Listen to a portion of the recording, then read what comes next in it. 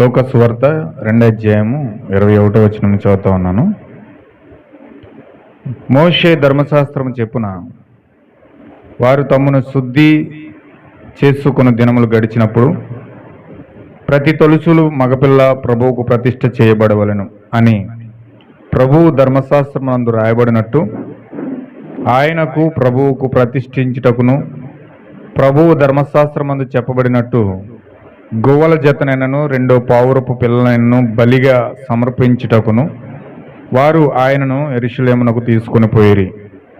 యెరూషలేమందు సిమియోనును ఒక మనుషుడుండెను. అతడు నీతిమంతుడును భక్తిపరుడునై ఉండి ఇశ్రాయేలు యొక్క ఆదరణ కొరకు కనిపెట్టినవాడు. పరిశుద్ధాత్మ అతని మీద ఉండెను. అతడు ప్రభు యొక్క క్రీస్తును చూడక మునుపు మరణము పొందడని అతనికి పరిశుద్ధాత్మ చేత బయలుపరచబడి ఉండెను. ఆత్మవశుడై అతడు దేవాలయంలోనికి వచ్చెను. అంతటా ధర్మశాస్త్ర పద్ధతి చొప్పున ఆయన విషయమై జరిగించుటకు తల్లిదండ్రులు శిశువు అయిన యేసును దేవాలయంలో తీసుకుని వచ్చినప్పుడు అతడు తన చేతులతో ఆయన్ని ఎత్తుకొని దేవుని స్తుతించుచు ఇట్లనెను, నాదా, ఇప్పుడు నీ మాట చెప్పున సమాధానముతో నీ దాసుని పోనిచ్చుచున్నావు. అన్యజనులకు నిన్ను బయలుపరచుటకు వెలుగుగాను నీ ప్రజలైన ఇశ్రాయేలీలను మహిమగాను నీవు సకల ప్రజల ఎదుట సిద్ధపరచబడిన నీ రక్షణ నేను కన్నులారా చూచితిని. ఏసేపును ఆయన తల్లియు ఆయన గూర్చి చెప్పబడిన మాటలు విని సిమియోను వారిని దీవించి, ఇదిగో అనేక హృదయాలోచనలు బయలుపరచబడినట్లు ఇశ్రాయేలీలో అనేకులు పడుటకును తిరిగి లేచుటకును వివాదాస్పందమైన గుర్తుగా ఈయన నియమింపబడి ఉన్నాడు. మరియు నీ హృదయంలోనికి ఒక ఖడ్గము దూసుకొని పోవునని ఆయన తల్లి అయిన మరియతో చెప్పాను. మరియు ఆషేరు గోత్రికురాలు పనియేలు కుమార్తె అయిన అన్న అను ఒక ప్రవర్తని ఉండెను. ఆమె కన్యత్వమును మొదలు 7 ఏండ్లు పెనిమిటితో సంసారం చేసి బహుకాలము గడిచినదై 84 సంవత్సరములు విధవరాలై ఉండి దేవాలయము విడివక ఉపవాస ప్రార్థనలతో రేయింబగళ్ళు సేవించు సేవ చేయుచుండెను. ఆమె కూడా ఆ గడియలోనే లోపలికి వచ్చి దేవుని కొనియాడి యెరూషలేములో విమోచన కొరకు కనిపెట్టుచున్న వారందరితో ఆయన గూర్చి మాట్లాడుచుండెను. అంతట వారు ప్రభువు ధర్మశాస్త్రము చెప్పున సమస్తము తీర్చిన పిమ్మట గలియలోనికి నజరేతును తమ ఊరికి తిరిగి వెళ్ళిరి. దేవుడి వాక్యం దీవించునుగాక. చిన్న ప్రార్థన చేసుకుందాం. మహోన్నతుడా, సర్వశక్తిమంతుడా, సర్వాధికారి, జీవము కలిగిన ప్రభువా, కృపగలిగిన మా యేసు, కృపలో ఐశ్వర్యవంతుడా, నీ నామమునకు స్తుతులు స్తోత్రములు చెల్లిస్తా ఉన్నాను. ఓ ప్రభువా, ఇదిగోనైనా ఈ యొక్క సమయంలో మాకు నువ్వు సిద్ధం చేసిన యొక్క ఉపవాస ప్రార్థన బట్టి నీకు వందనాలు ప్రభువా. ఇదిగో తండ్రి, ఇప్పుడు మేము ప్రార్థన చేయడానికి సిద్ధపడతా ఉన్నాం. దానికి ముందుగా కొంత వాక్యంతో మీరు మాతో మాట్లాడండి. మా హృదయాలు మీరు దర్శించండి. నీవు మా హృదయాలు నువ్వు దర్శించినప్పుడు ఆ యొక్క దర్శించబడిన హృదయముతో ఉత్తేజముతో మేము ఏది అవసరమై అడుగుతున్నామో అది మేము అడగము కానీ నీవే మాలోనికి వచ్చి ఉచ్చరింప సఖ్యం కాని మూలుగలతో నీవే మాలో ఉండి ప్రార్థిస్తావు ప్రభువా. అటువంటి ప్రత్యక్షత, ఓ దేవా, అటువంటి కృపా భాగ్యము మా జీవితంలో మెండుగా కలుగునుగాక. వినుచున్న హృదయాలను మీరు శుద్ధీకరించండి. వినుచున్న హృదయాలకు మీరు సున్నతి చేయండి. ఓ దేవ, హృదయంలోనికి నీ వాక్యమును వెళ్ళి ఓ దేవ ప్రత్యక్షత తీసుకొచ్చి ఆ విశ్వాసము పైకి లేచునుగాక. ఓ ప్రతి హృదయానికి ఓ గ్రహింపు శక్తినివ్వండి ప్రభువా. ఓ ఈ వాక్యం ద్వారా మేము దీవించబడి ఈ ఉపవాస ప్రార్థన ద్వారా నిజమైన మేలు మేము పొందుకుందాముగాక. అప్పగిస్తూ మహిమ ఘనత ప్రభావాలు మీరు పొందుకోమని ప్రభు అయిన యేసుక్రీస్తు నామంలో ప్రార్థిస్తున్నాం తండ్రి, ఆమేన్. హల్లెలూయా. దేవునికి మహిమ కలుగును గాక. అందరు కూర్చుందాం. ఈ సమయంలో కూడి వచ్చిన సహోదరులందరికీ కూడా ప్రభు అయిన యేసుక్రీస్తు నామంలో అందరికీ వందనాలు తెలియజేస్తా ఉన్నానండి. అందరికీ వందనాలు. God bless you all. Shalom, I love you.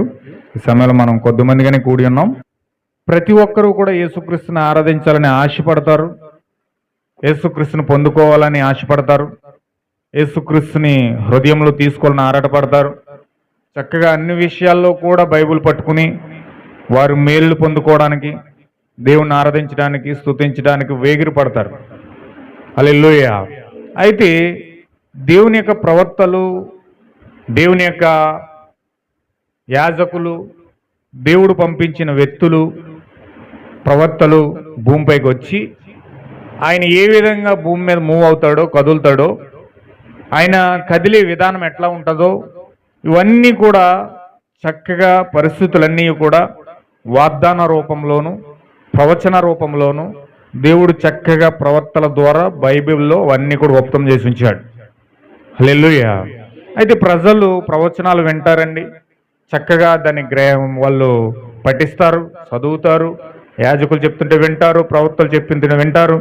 చక్కగా బైబిల్ గ్రంథాన్ని వారు ప్రవచనాల రూపంలో, వాగ్దాన రూపంలో దాన్ని తీసుకుంటారు. కానీ ఆ ప్రవచన వాక్యం నెరవేరుతున్నప్పుడు అది చూడలేని మందమతులుగా, గుడ్డివారిగా, ఆ యుగ సంబంధమైన దేవత వారిని గుడ్డివారిగా చేసేస్తుంది. హల్లెలూయా. అంటే దేవుడు ప్రవచించిన ప్రవచనము శరీరం ధరించి భూమి మీదకి వచ్చినప్పుడు ప్రజలు గుడ్డివారైనందుకు కారణం చేత దేవుణ్ణి చూడలేని మనోనేత్రాలు మూయబడటం ద్వారా వారు ఈ యొక్క యేసుక్రీస్తుని వివాదాస్పందమైన గుర్తుగా వారు చూసి ఆయన్ను త్రోసివేస్తా ఉన్నారు. హల్లెలూయా. దేవునికి మహిమ కలుగును గాక. అయితే అనేక మంది యేసు ప్రభువుని చూడాలని ఆశపడతారు, కానీ యేసు క్రీస్తుని కలుసుకోవాలని ఆశపడతారు, కానీ ఆయన వ్యక్తిగతంగా కలుసుకుని ఆయన దగ్గర ఆశీర్వాదాలు పొందుకోవాలని ఆశపడతారు.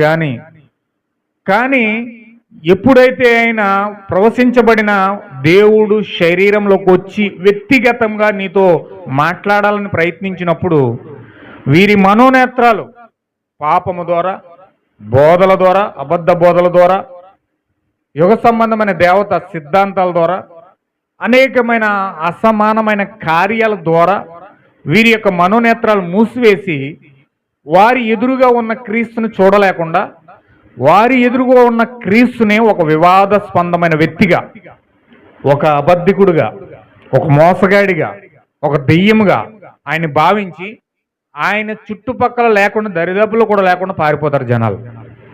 హల్లెలూయా. దేవుని నామమునకు మహిమ కలుగును గాక. అయితే ఇక్కడ లూకా సువార్తలో మనం చదివాం 2వ అధ్యాయంలో దేవుడు ధర్మశాస్త్రంలో ఒక చట్టాన్ని పెట్టాడు. ఆ చట్టం ఏంటంటే, ఒక తొలిచూలు మగపిల్లవాడు గనక పుడితే ఆయనను 8వ దినమున చర్చిలోకి తీసుకొచ్చి ప్రతిష్ఠ చెయ్యాలని. హల్లెలూయా.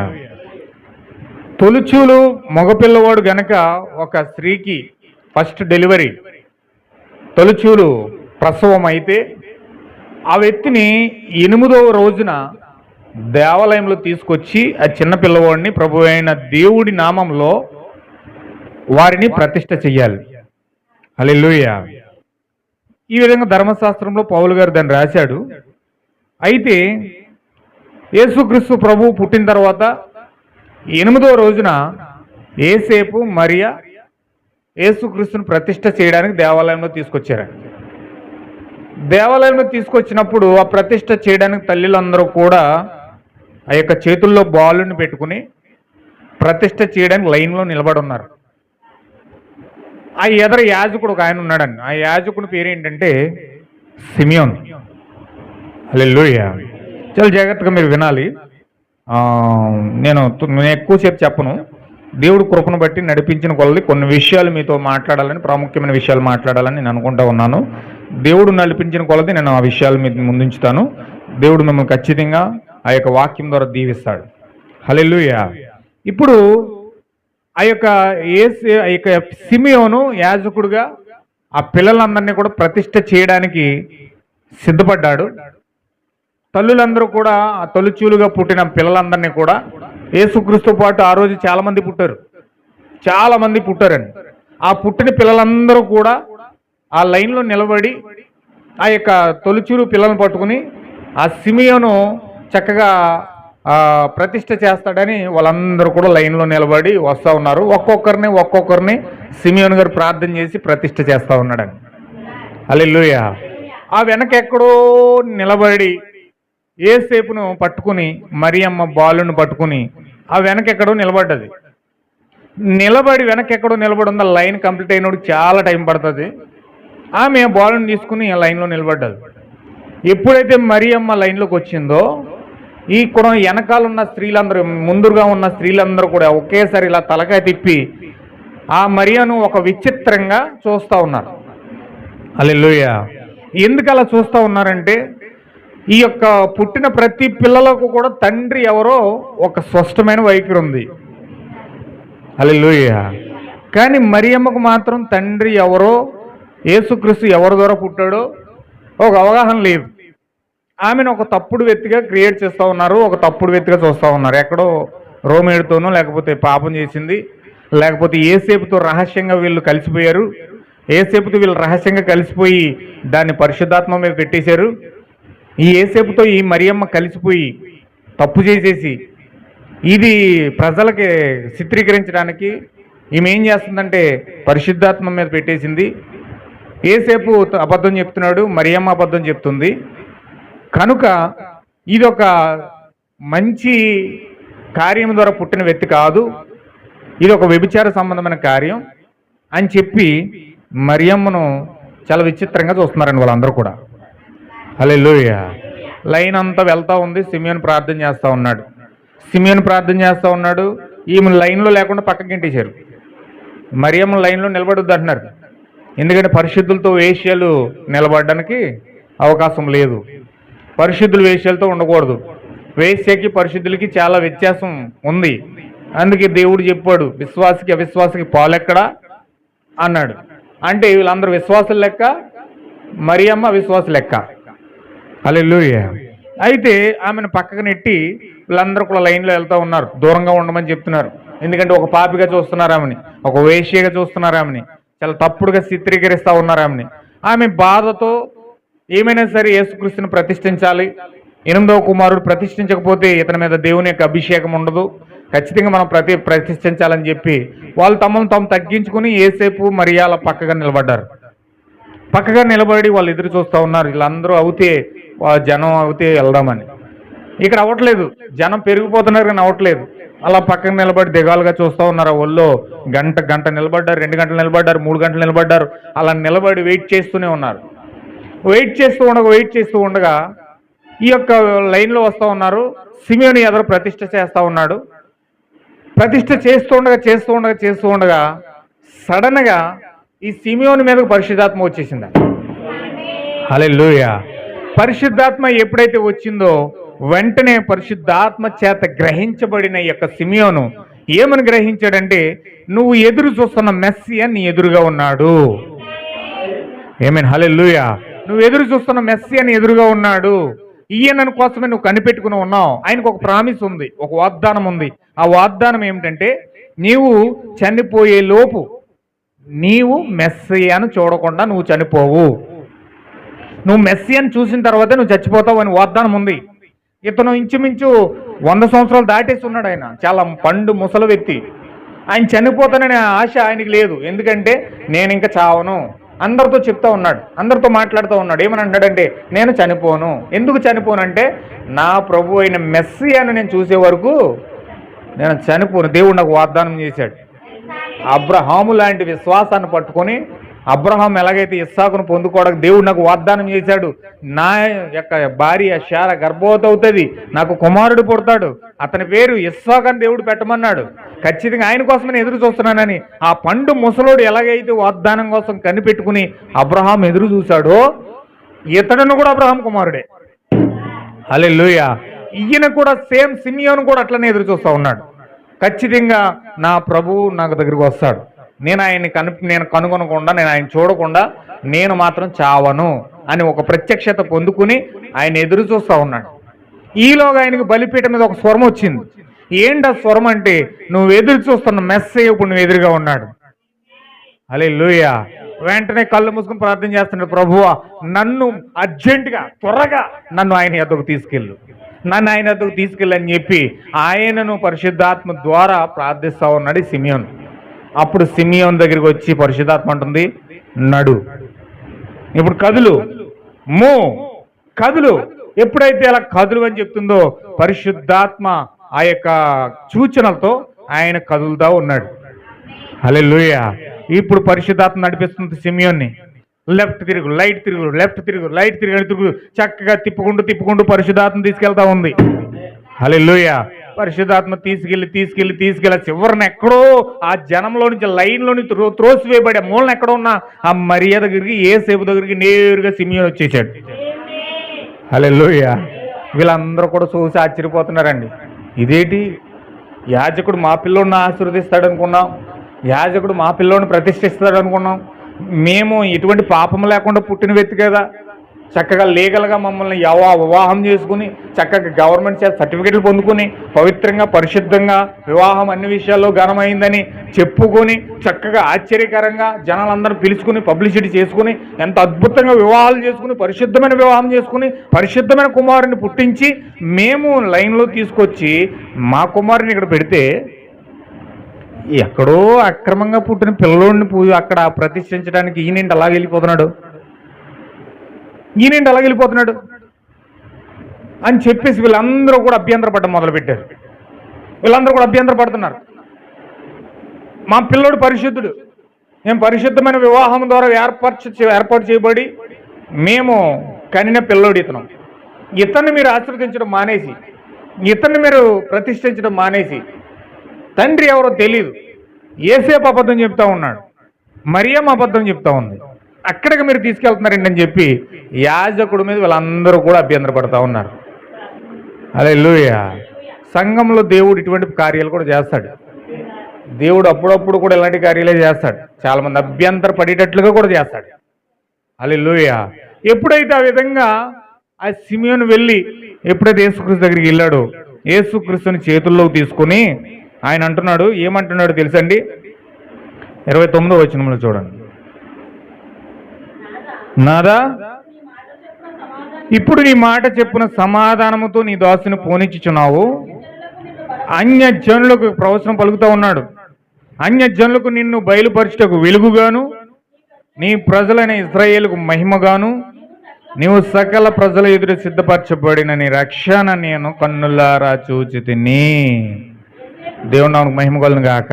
ఇప్పుడు ఏమంటున్నాడంటే, నీ రక్షణ నేను కన్నులారా చూశాను అంటే రక్షణ అంటే అర్థం ఏంటంటే ఇక్కడ చూపెడతా ఉన్నాడు, మెస్సయ్యాను నువ్వు కలుసుకోవడమే రక్షణ అయి ఉన్నది. హల్లెలూయా. మనం మాట్లాడుకుంటాం రక్షణ, నిజమైన రక్షణ అంటే ఏంటంటే పరిశుద్ధాత్మ బాప్తిజం పొందుకోవడమే రక్షణ. హల్లెలూయా. ఏంట రక్షణ అంటే యేసుక్రీస్తును వ్యక్తిగతంగా కలుసుకోవడమే రక్షణ. ఎప్పుడైతే నువ్వు తిరిగి జన్మిస్తావో, నువ్వు తిరిగి జన్మించాలంటే, నువ్వు రక్షించబడాలంటే నీవు యేసుక్రీస్తును వ్యక్తిగతముగా కలుసుకోవాలి. హల్లెలూయా.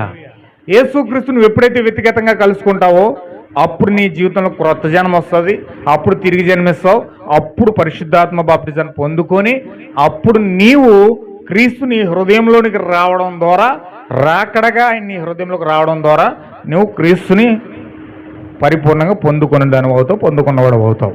హల్లెలూయా. ఇప్పుడు పరిపూర్ణంగా ఆ యొక్క యేసుక్రీస్తు చిన్న బాలుణ్ణి సిమియోను చేతుల్లో తీసుకొని ఆయన పలికే అతిపెద్దమైన మాట ఏంటంటే, నువ్వు సకల ప్రజల ఎదుట సిద్ధపరచబడిన నీ రక్షణ ఇప్పుడు నేను కన్నులారా చూస్తున్నాను అంటున్నాడు. హల్లెలూయా. అంటే ఈ రక్షణ చూడడానికి ఈ సిమియోను ఎంతో వెతికాడు, ఎంతో ప్రార్థించాడు, ఎన్నో ప్రవచనాలు వెతికాడు, ఎన్నో వాగ్దానాలు వెతికాడు. ఆయన వాగ్దానాలు వెతికి, ప్రవచనాలు వెతికి ఆయన కన్నులారా చూడడానికి ఎంత ప్రయాసపడి ప్రార్థన చేశాడంటే, ఆయన ప్రార్థన బట్టి, ఆయన యొక్క విజ్ఞాపన బట్టి దేవుడు ఆ యొక్క వాగ్దానం దేవుడు సిమియోనుకి చేశాడండి. హల్లెలూయా.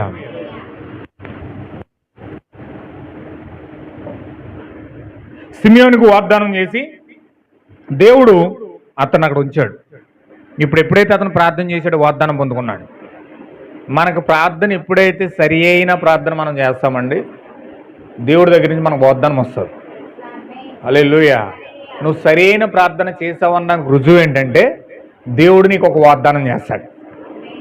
నీ ప్రార్థన దేవుడు విన్నాడు, అయితే నీ ప్రార్థన దేవదూతలు నీ ప్రార్థన పరలోకం మోసుకెళ్ళిని అని అర్థానికి నీకు ఇవ్వడానికి నీకు రుజువు ఏంటంటే నీకు దేవుడు ఒక వాగ్దానం ఇస్తాడు. ఖచ్చితంగా విశ్వాసంతో కూడిన ప్రార్థన చేసినప్పుడు నీకు దేవుడు ఒక వాగ్దానం చేస్తాడు.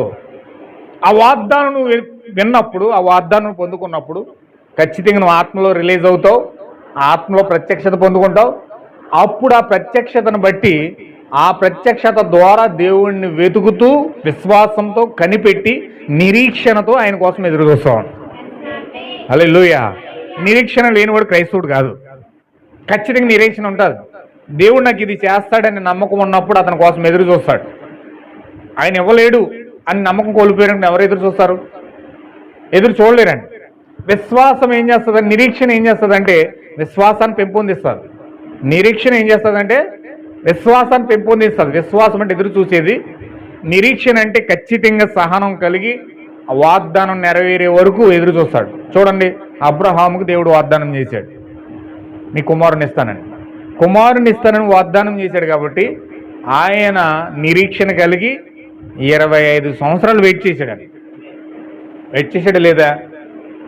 సంవత్సరం చూసి 2 సంవత్సరాలు చూసి మనం అయితే కింద జారిపోతాం, ఇంకెవలేడినా మనం పొందుకోలేం, మన వల్ల కాదు అని ఏం చేస్తామంటే సన్నగిలిపోతాం. ఓ సంవత్సరం భక్తి బాగా ఉంటుంది, ఓ సంవత్సరం చాలా అద్భుతంగా చేస్తాం, చాలా అమూల్యంగా దేవుడిని కనిపెడతాం. కానీ మెల్లమెల్లగా మనం ఆత్మలో దిగజారిపోయి అంతకంతకి సన్నగిల్లిపోతూ ఉంటాం అన్నమాట.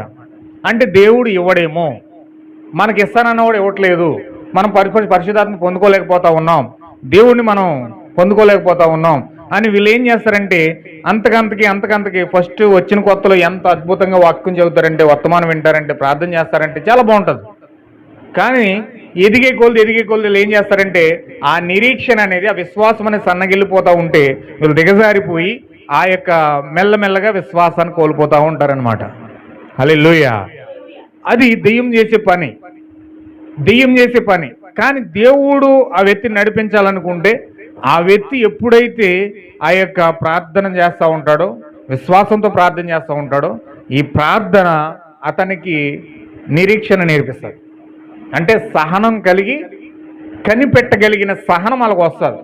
ప్రార్థన చేయడం వల్ల నీకు వచ్చేది ఏంటంటే మోస్ట్ ఇంపార్టెంట్ థింగ్, నీకు ప్రార్థన చేయడం వల్ల వచ్చేది ఏంటంటే సహనం వస్తుంది. ప్రార్థన చేసే వాళ్ళలో ఎక్కువ మనుషుల్లో సహనం ఉంటుంది. ఆచితూచి మాట్లాడతారు, తొందరపడి మాట్లాడరు. వాళ్ళు ప్రార్థన చేసే వాళ్ళు ఎప్పుడు కూడా నిరీక్షణ వాళ్ళ హృదయాల్లోకి వస్తుంది. త్వరగా కోపపడరు, త్వరగా ఆవేశపడరు, త్వరగా వారి జీవితంలో ఏది కూడా చేయడానికి నిర్ణయం తీసుకోరండి. ప్రార్థన సహనం నేర్పిస్తుంది. ఎంత ఎక్కువ ప్రార్థన చేస్తే అంత ఎక్కువ సహనం వస్తుంది. హల్లెలూయా. ఈ సహనమే నిరీక్షణ తీసుకొచ్చి వాగ్దానం నెరవేరే వరకు నేను ఎదురు చూసేలా చేస్తుందండి. అందుకే ప్రార్థన చేయలేని వ్యక్తులు ఎందుకు ఎక్కువ ఫెయిల్ అయిపోతారంటే, ఒక సువార్థకుడు పడిపోతాడంట, ఒక పాస్టర్ పడిపోతాడంట, ఒక బోధకుడు పడిపోతాడంట, ఒక పాటలు పాడేవాడు పడిపోతాడంట, ఒక ప్రసంగికుడు పడిపోతాడంట, కానీ ప్రార్థన చేసేవాడు పడ్డాడు. ఎందుకు ప్రార్థన చేసేవాడు పడ్డంటే ప్రార్థన నీకు సహనం నేర్పిస్తుంది. ఈ సహనం దేవుడి కోసం కనిపెట్టే వరకు ఎదురు చూసేటట్లా చేస్తుంది. హల్లెలూయా. అయ్యో కష్టం వచ్చిందని పడిపోవడానికి ప్రయత్నం చేయడు, నష్టం వచ్చిందని పడిపోవడానికి ప్రయత్నం చేయడు, ఇబ్బంది వచ్చిందని పడిపోవడానికి ప్రయత్నం చేయడు, పాపం చేయడానికి అవకాశం వచ్చింది కదని పాపం చేసేయడానికి సిద్ధపడ్డు. హల్లెలూయా. ఆ విధంగా ముందుకు వెళ్ళడానికి ప్రయత్నం చేయడం ఇతను కనిపెడతాడు, ప్రభు కోసం కనిపెడతాడు, నిరీక్షణతో ఎదురు చూస్తాడు. అయ్యో ఇప్పుడు ఇవాళ అవ్వలేదా, రేపు అవుతుంది, రేపు అవ్వలేదా, ఎల్లుండి అవుతుంది, ఎల్లుండి అవ్వలేదా, అవతల ఎల్లుండి అవుతుంది. ఖచ్చితంగా అతను జరిగే వరకు ఎదురు చూస్తూనే ఉంటాడు తప్ప నిరీక్షణ కోల్పోడు. హల్లెలూయా. అందుకే దేవుడు మనల్ని పరీక్షించడానికి ఏం చేస్తాడంటే, దేవుడు మనల్ని పరీక్షించేటప్పుడు మన ఆయుధం ఏంటంటే, దేవుడికి ఆయుధం పరీక్ష అయితే మన ఆయుధం ప్రార్థనయం. మనకు ప్రార్థన లేకపోతే దేవుడు పరీక్షించేటప్పుడు పడిపోతామండి. దేవుడు ప్రతి వ్యక్తిని కూడా పరీక్షిస్తాడు. అది ఏ విషయంలో పరీక్షిస్తాడు అన్నది మనకు తెలియదు. 20 కోట్ల దెయ్యాలలో ఏ దెయ్యాన్ని మన దగ్గరికి పంపించి పరీక్ష చేస్తాడో తెలియదు. తెలుసండి, నీ దగ్గరికి శోధన తీసుకురావచ్చు, పాపం తీసుకురావచ్చు, లేకపోతే అబద్ధాలు తీసుకురావచ్చు, లేకపోతే లోకంలో ఉన్న కార్యాలన్నీ నీ ముందు ఉంచవచ్చు. అనేకమైన కార్యాలు నీకు అందంగా కనబడే వాటిని తీసుకురావచ్చు, నీకు అందంగా నీకు మంచి టేస్ట్ అయిన పట్టుకొచ్చి నీకు ఇవ్వచ్చు. అలాగా బంగారం ఇవ్వచ్చు, ఆస్తులు ఇవ్వచ్చు, ఐశ్వర్యం ఇవ్వచ్చు, సిరి సంపదలు ఇవ్వచ్చు. హల్లెలూయా. లోకంలో భోగ భాగ్యాలు ఇవ్వచ్చు. అన్నీ ఇచ్చి నిన్ను చెక్ చేస్తాడు, పరీక్షిస్తాడు. అయితే ఏ వ్యక్తికి ఏ విధమైన పరీక్ష పెట్టాలో దేవుడికి తెలుసండి. దేవుడు ఏ వ్యక్తిని ఏ పరీక్ష పెడితే లొంగుతాడో దేవుడికి తెలుసు. దేవుడు పరీక్ష పెడితే ఏ విధంగా పడతాడో కూడా దేవుడు తెలుసు. ఏదో ఒక రూపంలో దేవుడు మనల్ని ప్రతి క్షణము కూడా శోధిస్తూ ఉంటాడు, పరీక్షిస్తూ ఉంటాడు. అయితే ఈ పరీక్ష సమయంలో మనం నిలబడాలంటే, ఆ పరీక్షను మనం ఎదుర్కొని దాన్ని గెలవాలంటే, దాన్ని జయించాలంటే మనకు ప్రార్థన ఉండాలి. ఈ ప్రార్థన దేవుడు పరీక్షించేటప్పుడు తొందరపడి మనం పడిపోకుండా మనం సహనముతో అది ఏం జరుగుతుందో చూద్దామనే విశ్వాసము, నిరీక్షణ నీలో ఉంటాయి. హల్లెలూయా. అందుకే దేవుడు ఈ ప్రార్థన అనేది ఈ శక్తివంతమైన ఆయుధాన్ని ప్రపంచంలోకెల్లా శక్తివంతమైన ఆయుధముగా మనకేమిచ్చాడంటే దేవుడు ప్రార్థన అనే ఆయుధాన్ని ఇచ్చాడు. ఆమేన్. హల్లెలూయా. ప్రతి ఒక్కరికి ఆయుధాలు ఉంటాయి. ఒకరికి కత్తి ఉంటుంది, ఒకరికి గన్ ఉంటుంది, ఒకరికి AK-47 ఉంటుంది, బాంబులు ఉంటాయి, బుల్డోజర్లు ఉంటాయి. చాలా రకాల ఆయుధాలు మనుషులు పెట్టుకుంటారు. ఒక వ్యక్తిని చంపాలన్నా, కిల్ చేయాలన్నా, పాడు చేయాలన్నా రకరకాల ఆయుధాలు ఉంటాయి. ఈ కాలంలో ప్రవక్త అన్నాడు, అసలైన మనిషిని చంపే ఆయుధం ఏంటంటే నాలుక అన్నాడు. అన్ని ఆయుధాల కంటే పెద్ద ఆయుధం ఏదండి? నాలుక. నాలుగు ద్వారా ఎంతో మందిని చంపేయచ్చు, కొన్ని కోట్ల మందిని చంపేయచ్చు నాలుగు ద్వారా. అబద్ధ బోధలు చేసి, ఆ విషయాలు ఈ విషయాలు చెప్పి, రకరకాలుగా పోట్లాట్లు పెట్టేసి, ఇక్కడ మాటలు అక్కడ, అక్కడ మాటలు ఇక్కడ చెప్పేసి, రకరకాలుగా నాలుగు ద్వారా అనేక కోట్ల మందిని చంపేయచ్చు. అన్ని ఆయుధాల కంటే పెద్ద ఆయుధం నాలుక. ఇంకా ఇప్పుడు మన యుద్ధాలు జరుగుతున్నాయి చూడండి, క్షిపణులు పంపిస్తూ ఉన్నారు, బుల్డోజర్లు పంపిస్తూ ఉన్నారు, రకరకాల ఆయుధాలు వెళ్తూ ఉన్నాయి. అలాగే రకరకాల ఆయుధాలు ఉన్నాయి. కానీ ఒక క్రైస్తవుడికి దేవుడు ఇచ్చిన ఆయుధం ఏంటంటే ప్రార్థన. హల్లెలూయా. ప్రార్థన పరిస్థితులు మారుస్తుంది. ప్రార్థన పరిస్థితులు మారుస్తుంది. ఖచ్చితంగా మన జీవితాల్లో ప్రార్థన అనే ఆయుధం లేకపోతే మనము ఎంతమంది ఆపినా, దేవుడు వచ్చి ఆపడానికి ప్రయత్నం చేసినా నువ్వు పడిపోకుండా ఉండవు. హల్లెలూయా. దేవుడు కూడా రక్షించలేండి. ప్రార్థన నీ జీవితంలో లేకపోతే దేవుడు కూడా నిన్ను రక్షించలేడు. ఈ విషయం మీరు జ్ఞాపకం పెట్టుకోండి. అందుకే దేవుడు ఈ ప్రార్థన ఆయుధాన్ని మనకు ఎలా ఇస్తున్నాడో కొన్ని విషయాలు జాగ్రత్తగా మీరు నేర్చుకొని మనము ముందుకు వెళ్దాం. దేవుడు మనకు సహాయం చేయను గాక. హల్లెలూయా. ఇప్పుడు దేవుడు మెస్సియాగా రాకడగా మన ముందుకు వస్తూ ఉన్నాడు. అక్కడ సిమియోన్ ముందుకు వెళ్ళినట్లుగా ఈరోజు మన ముంగిట కూడా రావాలి. అక్కడ హన్నా అనే ఒక ప్రవర్తన కూడా ఉంది. ఈమె ఏం చేస్తుందంటే ప్రవర్తిస్తుంది. అక్కడ నీ తల్లి నీ హృదయంలో నుంచి ఒక ఖడ్గం దూసుకుపోతుంది అని చెప్పి ప్రవచిస్తూ ఆమె ఆ యొక్క మెస్సియా కోసం కనిపెడుతుంది. ఉపవాస ప్రార్థనతో ఆమె ఎంతగానో రేయింబావుల్లో కూడా ప్రార్థిస్తూ దేవాలయంలో సేవ చేస్తూ ఆమె పెళ్లి చేసుకుని కేవలం 7 సంవత్సరాలు భర్తతో కాపురం చేసి 36 వచనంలో చెప్తున్నా చూడండి. ఆమె 7 సంవత్సరాలు భర్తతో కాపురం చేసి వివాహం చేసుకుంది. 7 సంవత్సరాలు మాత్రమే భర్తతో కాపురం చేసింది. ఆమె భర్తతో కాపురం చేసిన తర్వాత ఆమె సమర్పించుకొని దేవాలయంలోకి వెళ్ళిపోయి ఇంకా పిల్లలు భర్త అందరిని విడిచిపెట్టేసి కేవలం ఒక్కతే దేవాలయంలోకి వెళ్ళిపోయి ప్రభువుకు పూర్తిగా సమర్పించేసుకుంది. ఇంకా పూర్తిగా అప్పగించేసుకుని ఆమె ఆ ప్రభువు కొరకు ఆ మెస్సే కోసం కనిపెడుతూ ప్రార్థన చేస్తూ ఉన్నదాన్ని. హల్లెలూయా.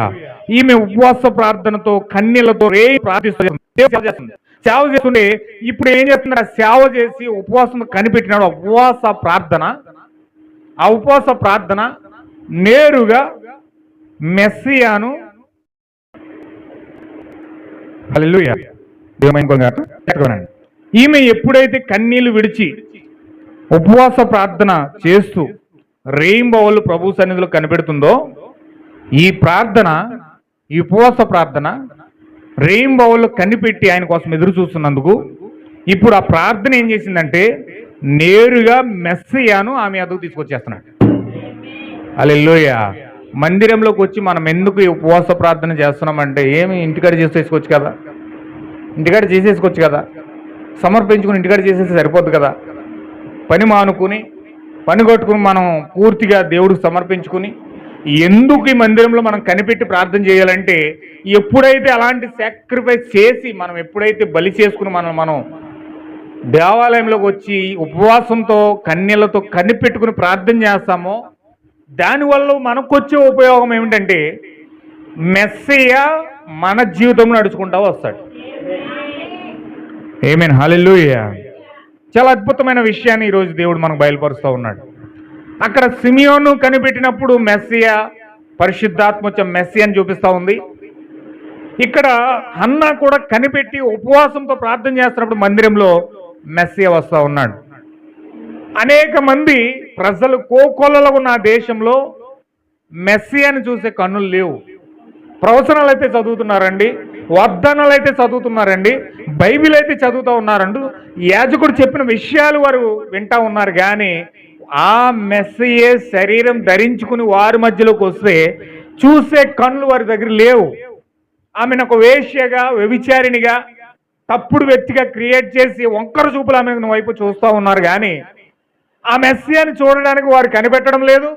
ఆ మెస్సియాని కనిపెట్టడానికి వాళ్ళు ఏమాత్రం కూడా సిద్ధంగా లేరు. వారి ఒడిలో కూడా ఒక బాలుడు ఉన్నాడు, వారి ఒడిలో కూడా ఒక బాలుడు నెట్టుకుని తిరుగుతున్నారు. కానీ ఆ వాక్యానికి సంబంధించిన వ్యక్తి ఎవరో, బాలుడు ఎవరో ఆమె చేతిలో ఉన్నారు. కానీ మరియమ్మ చేతిలో అయితే దేవుడు మెస్సియా ఉన్నాడు. హల్లెలూయా. వింటున్నారండి? ఆ ఏర్పాటు చేయబడిన, ఎన్నిక చేయబడిన కన్యకలో ఆ ఒడిలో దేవుడు మెస్సియాగా ఆమె ఒడిలో ఉన్నాడు. హల్లెలూయా. చూడండి, ఈరోజు అనేక మంది వాగ్దానం కోసం కనిపెట్టకుండా, ప్రార్థన చేయకుండా, ఉపవాసం చేయకుండా, కన్నీళ్లతో ప్రవచనాలు వెతకకుండా, ఎవరైతే వారి హృదయాలను సిద్ధపరచుకోకుండా వారు ఉంటారో వారి ఒడిలోనేమో ఏదో అదర్ వ్యక్తి, లోకానికి సంబంధించిన వ్యక్తి బాలుడు ఉంటా ఉన్నాడు. ఆమె హృదయంలో సాతాను ఉంటా ఉన్నాడు. ఆమె హృదయంలో లోక సంబంధమైన కార్యాలు ఉంటా ఉన్నాయి. కానీ ఎవరైతే కన్నీళ్లతో ఉపవాసంతో కనిపెట్టుకొని ప్రార్థన చేసి ఆయన కోసం ఎదురు చూస్తూ ఉన్నారో వారి ఒడిలో మాత్రం మెస్సియా ఉన్నాడు, వారి హృదయంలో మాత్రం మెస్సియా ఉన్నాడు, వారి జీవితంలో మాత్రం పరిశుద్ధాత్మ ఉన్నది. ఆమేన్. హల్లెలూయా. కనిపెట్టుకుని ఉపవాసంతో వెతుకుతున్న వారి జీవితంలో పరిశుద్ధాత్మ ఉంటుంది. కానీ దాన్ని నిర్లక్ష్యం చేసి ప్రవచనం వైపు కానీ, వాగ్దానం వైపు కానీ వారు చూడలేని ఒడిలో సాతాను సంబంధమైన క్రియలు ఉంటున్నాయి. దేవునికి మహిమ కలుగును గాక. ఖచ్చితంగా ఈరోజు మనము ఆ కనిపెట్టి ప్రార్థన చేసి ఉపవాసం చేసి కన్నీళ్లతో వెతికే లైనేజ్లో ఉన్నామా, లేకపోతే ఆ ఇజ్రాయేల్ ప్రజల వలె వింటూ ఈ చెవితో విని చెవితో వదిలేసి కన్యక గర్భవతి అవుతుంది కుమారుని కంటదని చెప్పిన మాట విన్నారు, ఇలా వదిలేశారు. ఆయన ఏ విధంగా వస్తాడన్న ప్రాసెస్ తెలియలేదు. ఆయన ఏ విధంగా వింటాడు, మాట్లాడతాడనే ప్రాసెస్ తెలియలేదు. ఆయన రాకడ కోసం వారు కనిపెట్టడం లేదు. వారు చర్చిలు అయితే ఉన్నారు కానీ, వారు ప్రార్థనకైతే వస్తూ ఉన్నారు కానీ, వారు వాక్యం అయితే వింటూ ఉన్నారు కానీ వాస్తవంగా వారు దేవుని యొక్క రాకడ కోసం కనిపెట్టడం లేదండి. హల్లెలూయా. వారి హృదయాలు వాక్యానికి సంబంధం లేదు. ఏ మాత్రం కూడా బైబిల్ వాక్యానికి వారి జీవితాలకు ఎటువంటి సంబంధం లేదు. వాళ్ళు ఎదురు చూడటం లేదండి. వారు క్రీస్తు కోసం కనిపెడతలేదు, వారు క్రీస్తు కోసం ఎదురు చూడలేదు.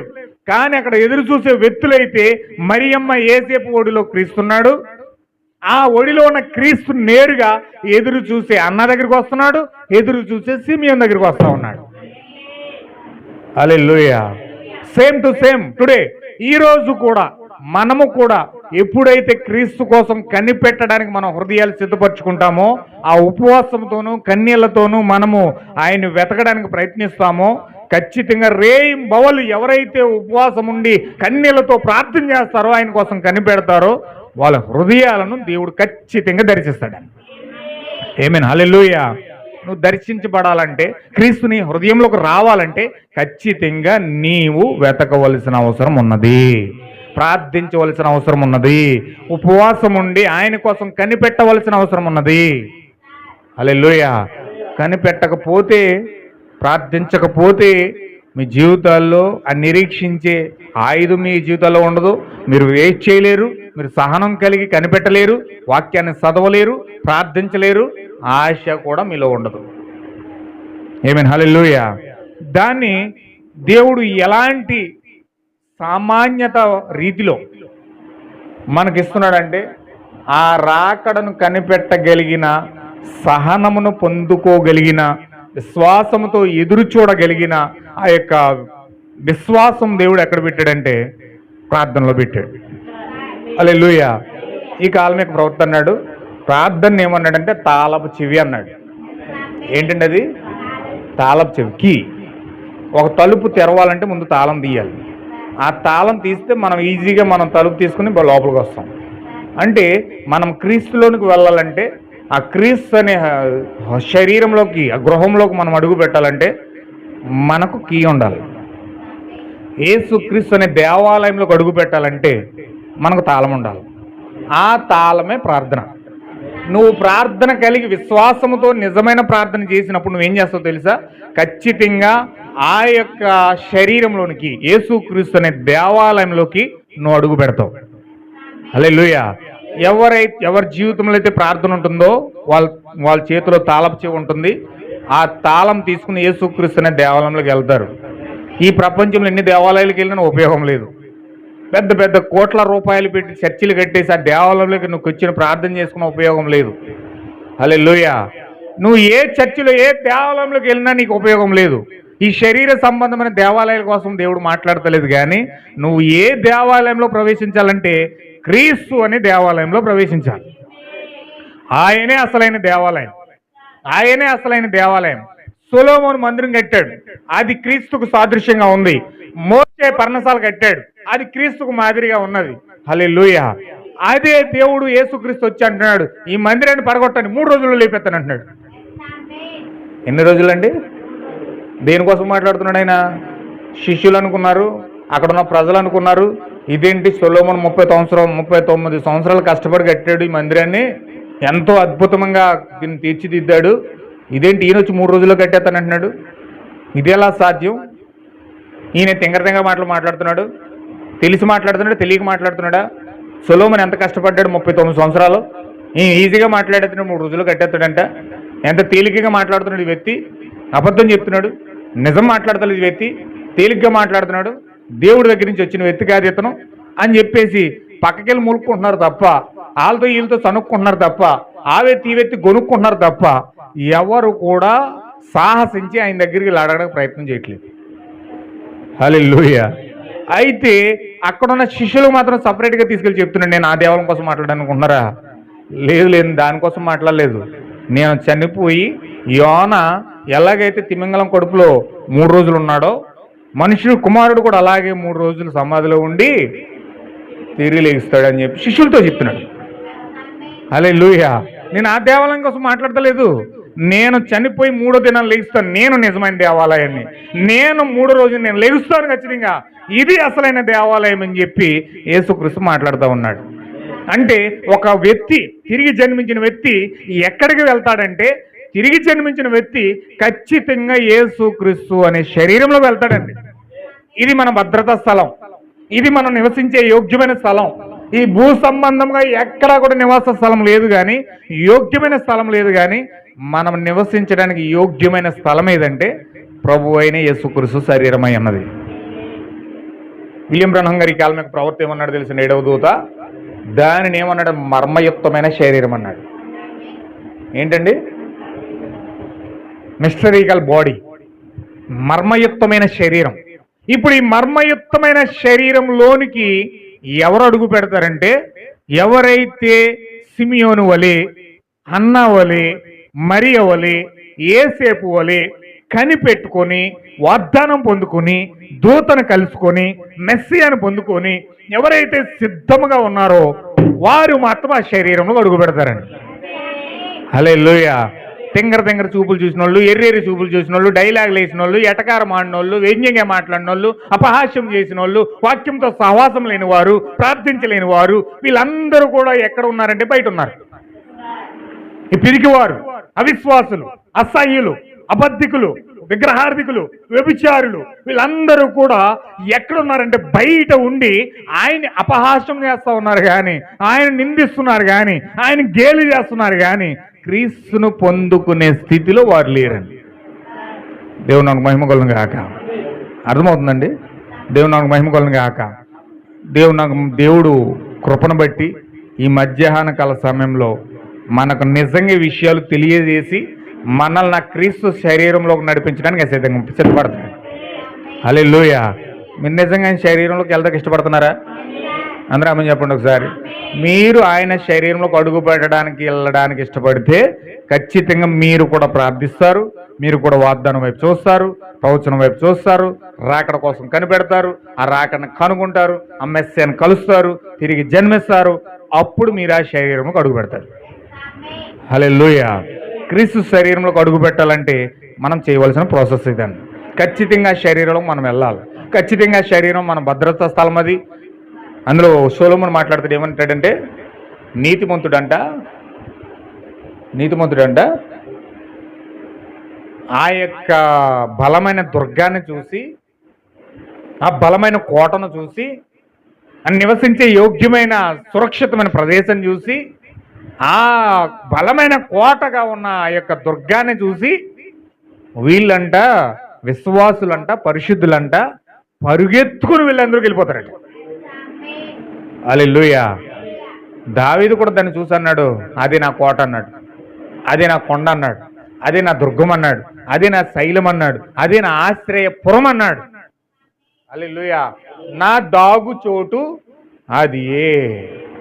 ఇప్పుడు ఆ యొక్క దాగు చోటు ఎవరు చూస్తారంటే చాలా మంది ఆ యొక్క నివాస యోగ్యమైన స్థలాలు పెద్ద పెద్ద బిల్డింగ్లు కట్టుకుని, పెద్ద పెద్ద ఏసీ రూములు కట్టుకుని చక్కగా వాళ్ళు ఎక్కడైతే సురక్షితంగా క్షేమంగా ఉంటారో అదే మా భద్రతా స్థలం అనుకుంటారు.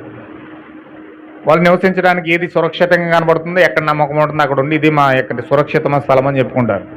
కానీ వాస్తవంగా దేవుడు చెప్పేది మన సురక్షితమైన స్థలం ఏంటంటే యేసుక్రీస్తు అనే మర్మయుక్తమైన శరీరం. అది ఈ మర్మయుక్తమైన శరీరంలోకి అడుగు పెట్టేది ఎవరంటే తిరిగి జన్మించిన వ్యక్తులు.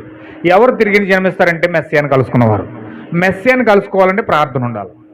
ప్రార్థన లేని వారు మెస్సియాను కలుసుకోలేరు, మెస్సియాను కలుసుకున్న వాళ్ళు తిరిగి జన్మించలేరు, తిరిగి జన్మించిన వారు యేసుక్రీస్తు శరీరమైన మర్మయుక్తమైన శరీరంలోకి అడుగు పెట్టలేరు.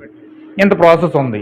ఇప్పుడు ఈ ప్రాసెస్లోకి మనం వెళ్ళాలంటే అసలు పరిశుద్ధాత్మ అంటే ఏంటి, అసలు ఆ తాళపు చెవి అంటే ఏంటి, దాన్ని ఎలా పొందుకుంటాం, ఏ విధంగా అందులోకి వెళ్తాం, అప్పుడు దాన్ని పొందుకున్న తర్వాత మనం ఏ విధంగా ఉంటాం అనేది ఈ మధ్యాహ్న కాలశాలను మనం తెలుసుకోబోతా ఉన్నాం. హల్లెలూయా. జాగ్రత్తగా మీ హృదయాలు ఓపెన్ చేసి ఖచ్చితంగా తాళం తీసి మీరు అందులోకి లోపలికి వెళ్ళిపోతారని ప్రభువైన యేసుక్రీస్తు నామములో మనవి చేస్తూ ఉన్నాను, ప్రార్థన చేస్తూ ఉన్నాను. మీరు కూడా కనిపెట్టి విశ్వాసంతో దేవుని వెతుకుతారని నేను ఎదురు చూస్తూ ఉన్నాను. హల్లెలూయా. చూడండి, ఇక్కడ ప్రార్థన తాళపు చెవి కోసం మాట్లాడుతున్నాడు ప్రవక్త. సొలొమోను ఇలాగూ ప్రార్థించుటయు విన్నపము చేయుటయు ముగించి ఆకాశము తట్టు తన చేతులు చాపి యెహోవా బలిపీఠము ఎదుట మోకాళ్ళునుట మాని లేచి నిలిచెను. 1వ రాజులు 8:54 మాట ఉంటుంది. ప్రవక్త దాన్ని వివరిస్తున్నాడు. నీ కొరకే నేను ప్రార్థించుచున్నాను అని కొన్ని నిమిషాల క్రితం మీరు పాడినందుకు మీలో ప్రతి ఒక్కరికి నేను కృతజ్ఞతలు తెలియజేస్తున్నాను. మీరు దానినే చెయ్యాలని నేను కోరుచున్నాను. నేను ఆధారపడేది ఈ ప్రార్థన మీదనే. ఇది దేవుని మర్మములన్నిటి యొక్క రహస్యమై ఉన్నది. దేవునికి చెందిన సమస్తానికి తలుపు తెరిచే తాళపు చెవి అదే ఈ ప్రార్థన అయి ఉన్నది. నీవు ప్రార్థించి మరియు విశ్వసించినట్లయితే నీవు ప్రార్థన చేయనప్పుడు దేవునికి తెలియజేసిన నీ అవసరతలను, నీ కోరికలను నువ్వు పొందుకున్నావని నమ్మవలెను. హల్లెలూయా. ఎక్స్పెక్టేషన్ అనే మెసేజ్లో ఈ యొక్క విషయాన్ని దేవుడు ప్రవక్త ద్వారా మాట్లాడుతూ ఉన్నాడు. ఎక్స్పెక్టేషన్ అంటే అర్థం ఏంటంటే ఎదురు చూపు. ఎవరైతే క్రీస్తు కొరకు ఎదురు చూస్తూ ఉన్నారో, ఎవరైతే రాకడ పొందుకోవాలని ఎదురు చూస్తున్నారో, ఎవరైతే క్రీస్తును కలుసుకోవాలని ఆరాటపడుతున్నారో వారికి ఖచ్చితంగా ఏముండాలంటే ఎక్స్పెక్టేషన్ ఉండాలి, ఎదురు చూపు ఉండాలి. ఈ ఎదురు చూడాలంటే నిరీక్షణ ఉండాలి. ఇప్పుడు భార్య ఇంటి దగ్గర ఉంటుందండి, భర్త ఏమో పనికి వెళ్తాడు. సపోజ్ నేను చెప్తున్నాను, సాయంత్రం 6 అయిపోయింది, 7 అయిపోయింది, సమయం చాలా టైం అవుతుంది. ఇంటి దగ్గర ఉన్న భార్య ఏం చేస్తుందండి? ఎదురు చూస్తుంది. అప్పుడప్పుడు గుమ్మం దగ్గరికి వచ్చాడా లేదని చూస్తూ ఉంటుంది. ఎందుకంటే ఈమెకు ఒక భర్త ఉన్నాడని ఈమెకు తెలుసు, ఈమెకు ఒక బాంధవ్యం పంచుకున్న ఆ యొక్క సహచరి అతనికి ఉన్నాడని తెలుసు. ఆయనే నన్ను సంరక్షించేవాడు, ఆయనే నన్ను పోషించేవాడు, ఆయనే నన్ను నడిపించేవాడు, ఆయన నా భర్త, ఆయన నా ఆధారం అని నమ్మిన భార్య ఎల్లప్పుడు కూడా తన భర్త కోసం ఎల్లప్పుడు ఎదురు చూస్తూ ఉంటుంది. ఇంకా వస్తాడు, ఇంకా వస్తాడు, ఇంకా వస్తాడని. అంటే ఎదురు చూపుతుందంటే ఈమెకు ఒక నిరీక్షణ ఉంది. ఏ నిరీక్షణ అంటే అతను నా భర్త, నాకు పప్పలట్టుకు వస్తాడో, లేకపోతే బిర్యానీ అట్టుకు వస్తాడో, లేకపోతే ఏదో అట్టుకు వస్తాడని ఎదురు చూస్తుంది. మా వ్యక్తి వస్తాడని ఎదురు చూస్తుంది. అప్పటి వరకు మానసికంగా ఎంతో కంగారు పడిన ఈమె భర్త ఎప్పుడైతే ఇంటికి వచ్చాడో ఆమె హృదయం చల్లబడుతుంది. ఆ కంగారు ఆగుతుంది. ఈమె ఆలోచిస్తుంది, ఎక్కడన్నా ఏమైనా జరిగిందా, ఎవరన్నా తీసుకెళ్ళారా, లేకపోతే ఏమన్నా అయిందా, ఏమైంది, ఎందుకు ఇంకా ఇంటికి రాలేదు, ఏం జరిగింది. ఈమెకి ఏదో అయోమయంగా సతమతంగా ఎదురు చూస్తూ ఉంటుంది. ఎందుకంటే వస్తాడు, కంపల్సరీ ఇంటికి వస్తాడని తెలుసు, ఖచ్చితంగా ఇంటికి వస్తాడని తెలుసు, కానీ ఇంకా రాలేదు. అందుకని ఏం చేస్తుందని నిరీక్షణతో ఇంకా వస్తాడని ఎదురు చూస్తూ ఉంటుంది. నిరీక్షణ అంటే అది.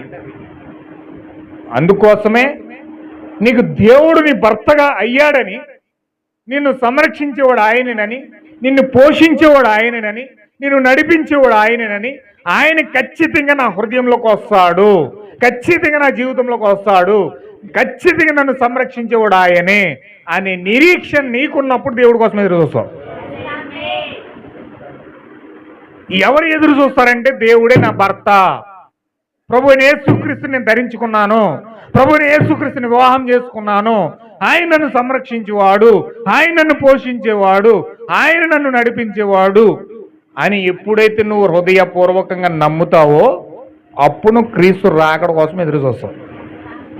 క్రీస్తు రాకడ కోసం ఎదురు చూడని ప్రజలు ఎందుకు ఎదురు చూడట్లేదంటే ఆయన కట్టుకోలేదు, ఆయన వివాహం చేసుకోలేదు, హల్లెలూయా, ఆయన కలుసుకోలేదు, వ్యక్తిగతంగా ఆయన మీద ప్రత్యక్షత లేదు. అందుకే ఈరోజు అనేక మంది రాకడ కోసం ఎదురు చూడకపోవడానికి కారణం ఏంటంటే చర్చిలోకి వెళ్ళామా, ఓ పాట పాడామా, ఓ ప్రార్థన చేసామా, ఇంటికి వచ్చి మన పనులు మనం నిమగ్నం అయిపోయామని వీళ్ళ పనులు మీరు బిజీ అయిపోతున్నారు తప్ప ఎప్పుడు క్లోజ్ అయిపోద్దా, ఎప్పుడు ఇంటికి వెళ్ళి పడిపోతామా, ఎప్పుడు మన కార్యాలు మనం నిమగ్నం అయిపోతామని ఎదురు చూస్తారు తప్ప వారు నిజంగా దేవుని రాకడ కోసం ఎదురు చూడరు. రాకడ కోసం ఎదురు చూడట్లేదంటే అసలు నీకు అర్థం ఏంటంటే అసలు యేసుక్రీస్తుని వివాహం ఆడలేదు, అలా ఆయనకి నీకు ఎటువంటి సంబంధం లేదు. దేవుని నామమునకు మహిమ కలుగును గాక. అందుకే ఈరోజు అనేక మంది డినామినేషన్ ప్రజలు ఎదురు చూడరు, ఎందుకంటే వివాహం చేసుకోలేదు కాబట్టి, ఆయన ఎలా ఉంటాడో ఏంటో వాళ్ళకి తెలియదు కాబట్టి, అందుకే ఆయన కోసం ఎదురు చూడరు. కానీ ఎదురు చూసే వాళ్ళు ఎవరంటే వివాహం అయిన వాళ్ళు మాత్రమే ఎదురు చూస్తారు. హల్లెలూయా. ఇక్కడ ఈయన ఏం చేస్తున్నాడంటే ప్రవక్త మాట్లాడుతున్నాడు, ఈ ప్రార్థన అంట దేవుని మర్మములన్నిటినీ తెలుసుకోవడానికి రహస్యం ఏంటంటే ప్రార్థన. నీవు గనక ప్రార్థన చేయకపోతే వాక్యం నువ్వెంతో భక్తి శ్రద్ధలతో నువ్వు విన్నట్టుగా కనబడుతుంది, కానీ ఈ చెవితో విన్నది చెవితో వెళ్ళిపోతుంది. ఒక్క విషయం కూడా నువ్వు గ్రహించలేవు, దాని యొక్క మర్మాన్ని నువ్వు పట్టుకోలేవు. హల్లెలూయా. నీకు దేవుని యొక్క మర్మము నీకు తెలియజేయబడాలంటే నీ జీవితంలో ప్రార్థన ఉండాలి. ఎవరి జీవితంలో అయితే ప్రార్థన లేదో వారు వాక్యం వింటారో చదువుతారు, కానీ దాని యొక్క అసలైన ఉద్దేశము, దేవుని యొక్క మర్మము వారికి తెలియబడదండి. ఈరోజు నీకు తెలియబడాలంటే, దేవుని రహస్యాలు నీకు విప్పబడాలంటే నీ జీవితంలో ప్రార్థన ఉండాలి. ప్రార్థన లేని వ్యక్తులు మర్మాన్ని పట్టుకోలేరు. ఈ చెవితో వింటారు, ఈ చెవితో వెళ్ళిపోద్ది, గాల్లో కలిసిపోద్ది. నేను ఎంత 3 గంటలు చెప్పి 3 గంటలు కాదు, రోజంతా వచ్చినప్పుడు మీకు చెప్పినా ఒక్క విషయం గుర్తుండదండి. ఎందుకు భాష గారు బుర్రతింటారు, మా ముదులే తెలిపోతాం కదా అనుకుంటారు మనసులో. కానీ నీ జీవితంలో ప్రార్థన ఉన్నదనుకోండి, ప్రార్థన ఉంటే చెప్పిన విషయాన్ని, దాని యొక్క మర్మాన్ని పట్టుకుంటావు. మర్మాన్ని పట్టుకున్నప్పుడు నీకు ఏం అర్థమవుతుందంటే, దాంట్లో ఉన్న ఆ యొక్క అస్సలైన ప్రత్యక్షత నీ జీవితంలోకి వస్తుంది. హల్లెలూయా. నువ్వు ఆకలితో ఉన్నావు అనుకోండి, నువ్వు బిర్యానీ పెట్టారనుకోండి, ఆత్రంగా తినేస్తావు. ఆకలితో ఉన్నావు కాబట్టి దాని టేస్ట్ బాగుంటుంది, దాని యొక్క మసాలా బాగుంటుంది, చక్కగా దాని యొక్క టేస్ట్ నీకు ఇష్టమైంది కనుక వెంటనే ఆకలి మీద వెంటనే బిర్యానీ తినేస్తావు. బిర్యానీ తినేసిన తర్వాత లోపలది డైజెషన్ అవ్వలేదనుకోండి, అరగలేదనుకోండి, ప్రాబ్లం ఏంటి? ఏమొస్తుందండి? వెంటనే గ్యాస్ వస్తుంది, పొట్ట ఉబ్బిపోతుంది, వేడి చేస్తుంది, ఉక్కురు బిక్కిరి అయిపోతావు, తల అయోమయం అయిపోతుంది. నీకేంత భయంకరంగా నీ యొక్క మనసు అయిపోతుంది, నాకు ఏదో అయిపోతుంది, హార్ట్ అటాక్ వచ్చేస్తుందేమో అన్న ఫీలింగ్లోకి వెళ్ళిపోతుంది. దీనివల్ల అరే టేస్ట్గా ఉన్నావు, చక్కగా తిన్నావు, బాగుంది, అన్నీ బాగున్నాయి, కానీ ప్రాబ్లం ఏంటంటే లోపలికి డైజెషన్ అవ్వలేదు. నువ్వు ఎంత మంచి బిర్యానీ తిన్నా లోపలికి వెళ్ళేది డైజెషన్ అవ్వకపోతే వెంటనే గ్యాస్ ఫామ్ అవుతుంది, నేను ఉక్కిరి బిక్కిరి చేస్తుంది. అలాగే నువ్వెంత మంచి వాక్యాన్ని నువ్వు విన్నా కానీ, చికెన్ పీసులు, లెగ్ పీసులు, ఆ పీసులు, ఈ పీసులు తిన్నా కానీ అది లోపలికి వెళ్ళి డైజెషన్ అవ్వకపోతే నువ్వు ఉక్కిరి బిక్కిరి అయిపోయి ఎదుర్కోకుండా ఉన్న వాళ్ళని లాగిపిడి కొట్టేయాలనిపిస్తుంది నీకు. అంత కోపం వస్తుంది, చాలా బాధ కలుగుతుంది, ఆవేదన కలుగుతుంది. ఎందుకంటే నేను లోపలికి వెళ్ళింది ఏం చేసింది, నేను ఉక్కిరి బిక్కిరి చేసేస్తుంది. ఎంత ఎక్కువ వాక్యం విన్నావు అంత కోపం వస్తుంది నీకు, ఎంత ఎక్కువ వాక్యం విన్నావు అంత అసహనం వస్తుంది నీకు, ఎంత ఎక్కువ వాక్యం విన్నావు అంత పాపంలో దిగజారిపోతావు నువ్వు. హల్లెలూయా. ఎందుకంటే గ్యాస్ వచ్చింది నీకు లోపల, నిన్ను ఉక్కిరి బిక్కిరి చేసేస్తుంది. అది ఉక్కిరి బిక్కిరి చేసి అటు ఇటు తిరిగి రకరకాలుగా నువ్వు మాట్లాడేట్లుగా చేస్తుంది. ఏదో అయిపోతుంది అనుకుంటావు. ఎంత ఎక్కువ వాక్యం వింటావు అంత ఎక్కువ పాపం చేస్తావు. ఎందుకని? గ్యాస్ వచ్చేసింది లోపలికి, అరగట్లేదు, లోపల డైజెషన్ అవ్వట్లేదు. ఎందుకు డైజెషన్ అవ్వట్లేదు అంటే లోపల జీర్ణ వ్యవస్థ దెబ్బతిన్నది. ఏమైనా హల్లెలూయా, వింటున్నారా? సేమ్ ఆ జీర్ణ వ్యవస్థ ఏమిటంటే ప్రార్థన. నిన్ను డైజెషన్ చేసేది ప్రార్థన. వాక్యం నువ్వు విని నీకు లోపల డైజెషన్ అవ్వలేదంటే నీకు వెంటనే గ్యాస్ అనేది ఏమి వచ్చేసి నువ్వు ఉక్కిరి బిక్కిరి చేసేసి ఎందుకు వింటావు అంత తలపడి వస్తుంది. వెళ్ళవా, మంచినీళ్ళు తాగెళ్ళి ఇంటికి వెళ్ళి శుభ్రంగా పడుకో, టీవీ చూడలేకపోతే అది చెయ్యి ఇది చెయ్యి అని దెయ్యం నీకు ఉక్కిరి బిక్కిరి చేసి ఇక్కడి నుంచి బయటడిపోయేదాకా మనశ్శాంతి లేకుండా చేసేస్తుంది. కానీ నీ జీవితంలో ప్రార్థన ఉందనుకోండి,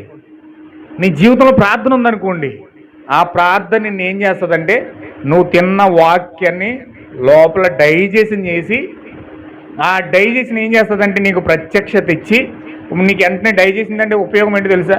నీకు లోపల డైజెషన్ అయిందనుకోండి, నీ లోపల మంచి బిర్యానీ తిన్నావు, లెగ్ పీసులు తిన్నావు, చక్కగా చికెన్ పీసులు తిన్నావు, ఫిష్ పీసులు తిన్నావు, అవన్నీ డైజెషన్ అయినాయి అనుకోండి.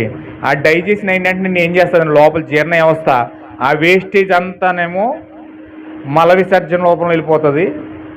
డైజెషన్ అయిన దాని ఉపయోగం ఏంటంటే అందులో ఉన్న విటమిన్స్, అందులో ఉన్న మినరల్స్ అన్నీ కూడా కలిసి ఆ వెన్నెముక బ్లడ్లోకి పాస్ చేసేస్తుంది. అవన్నీ కూడా ఏమవుతాయండి, అదంతా కూడా మినరల్స్, విటమిన్స్ అన్నీ కూడా బ్లడ్లోకి పాస్ అయిపోయి నీకు బలం వచ్చేస్తుంది, ఉత్తేజం వచ్చేస్తుంది. నువ్వు ఎంత ఉత్తేజం పొందుకుంటావంటే కడుపు నింపబడి చక్కగా ఆరోగ్యంగా, ఎంత ఆరోగ్యంగా నువ్వు కదులుతావంటే ఏ నొప్పి ఉండదు, ఏ బలహీనత ఉండదు. నువ్వు డైజెషన్ అయ్యడం వల్ల ఉపయోగం ఏంటంటే వేస్టేజ్ అంతానేమో బయటికి పోద్ది, ఆ విలువైన మినరల్స్ విటమిన్స్ అన్ని బ్లడ్లోకి వెళ్తాయి. హల్లెలూయా, దేవుని నామమునకు మహిమ కలుగును గాక. అలాగే నువ్వు వాక్యం విన్నప్పుడు నీకు లోపల డైజెషన్ అవుతుంది అనుకోండి, మర్మం తెలియబడుతుంది అనుకోండి, ఆ ఉత్తేజం ఏమో నరాల్లోకి వెళ్ళి ఆ వాక్యం యొక్క ప్రత్యక్షత పొందుకొని చక్కగా నువ్వు విశ్వాసాలు పైకి లేగుతావు, సంతోషం వస్తుంది, ఆనందం వస్తుంది, గొంతులు వేస్తావు. ఆ వేస్టేజ్ అంతా కూడా బయటను వదిలేస్తావు. వేస్టేజ్ ఏంటి? నీ లోపల ఉన్న బలహీనతలు, నీ లోపల ఉన్న అవిశ్వాసము, నీ లోపల ఉన్న దురుద్దేశాలన్నీ కూడా ఇవన్నీ కూడా బయటికి వెళ్ళిపోతూ ఉంటాయి, విశ్వాసం పెరుగుతూ ఉంటుంది. నువ్వు వాక్యం ప్రత్యక్షత రావడం వల్ల విశ్వాసం పైకి లేచి ఉత్తేజం పొందుకొని విశ్వాసాన్ని పొందుకుంటూ ఉంటావు, ఈ బలహీనతలన్నీ బయటికి వెళ్ళిపోతూ ఉంటాయి. కానీ ఈ వాక్యం కనుక నీకు డైజెషన్ అవ్వలేదు అనుకోండి, ఈ వాక్యం నీకు అరగట్లేదు అనుకోండి, అప్పుడు నువ్వేం చేస్తావు అంటే నువ్వు సిరాకుగా ఫీల్ అయ్యి ప్రార్థనకు రావడం అంటేనే ఇష్టం లేకుండా వస్తావు. ఓకే, అలా ఇష్టం లేకుండా వచ్చినా కానీ ఇక్కడికి వచ్చి ఇప్పుడు అయిపోద్దా అని వస్తావు. హల్లెలూయా. ప్రాబ్లం ఏంటి? దేవుని మర్మం నీకు తెలియబడట్లేదు, దేవుడు నీతో మాట్లాడట్లేదు. దేవుడు మాట్లాడే ప్రతి మాట మర్మంగానే ఉంటుంది. ఇప్పుడు దేవుడు నీతో మాట్లాడట్లేదు, దేవుని స్వరం నువ్వు వింటలేదు. ఎప్పుడైతే నువ్వు వినట్లేదో కారణం ఏమిటంటే నీ జీవితంలో ప్రార్థన లేదు. ప్రార్థన లేకపోవడం వలన నీవు దేవుని యొక్క మాటను వినుటలో అవిశ్వాసపాలు అయిపోతున్నావు. హల్లెలూయా. నీవు ప్రార్థించి మరి విశ్వసించినట్లయితే దేవునికి చెందిన సమస్తానికి తలుపు తెరిచే తాళపు చెవి ఏంటంటే ప్రార్థన అయి ఉన్నది. హల్లెలూయా. మీరు అందరూ ప్రార్థిస్తున్నారు అనుకుంటున్నాను నేను. దేవుడు మీకు ప్రార్థన శక్తి ఇచ్చాడు, ప్రార్థన వరం ఇచ్చాడు. హల్లెలూయా. ఆ ప్రార్థన తాళపు చెవి ఇచ్చాడు. ఎప్పుడైతే ఆ ప్రార్థనను చేస్తున్నావో మర్మం తెలుసుకుంటావు. దేవుడికి చెందిన సమస్తానికి తలుపు తెరిచే తాళపు చెవి ఏంటంటే ప్రార్థన అయి ఉంది. నువ్వు ప్రార్థించి మరియు విశ్వసించి నువ్వు ప్రార్థన చేయనప్పుడు దేవునికి తెలియజేసిన నీ అవసరతను, కోరికను కూడా నువ్వు పొందుకున్నావని నమ్మాలి. హల్లెలూయా. చాలామంది ప్రార్థించేసి వదిలేస్తారు, కానీ ప్రార్థించేసి వదిలేయడం కాదు, కానీ ప్రార్థన చేసి దాన్ని నువ్వు పొందుకున్నావు అని నమ్మాలట. దేవుడు దాన్ని ఇచ్చాడని నమ్మాలట, అప్పుడు దాన్ని పొందుకుంటాం. సంఘం చేయించిన వాటిని గురించి మాట్లాడదాం. సంఘానికి ఏకైక తాళపు చెవి ఇవ్వబడింది, అదే ప్రార్థన. ఇప్పుడు మనము చేయవలసింది ఏమనగా దేవుని ప్రణాళికల్లోనికి తిరిగి వచ్చి దేవుడు మనల్ని ఏమి చేయవాలని కోరుచున్నాడో కనీసం తెలుసుకోవాలి. మరియు నాకు తెలిసిన ఏకైక మార్గము ప్రార్థన చేయుటయే. తాళపు చెవి ప్రార్థనే, అదే సమాధానం అయ్యున్నది. తాళపు చెవి బంధించును, విప్పునని మీరు ఎరుగుదురు. చూసారా, నీవు విప్పగలవు లేక బంధించగలవు, అది సరియే.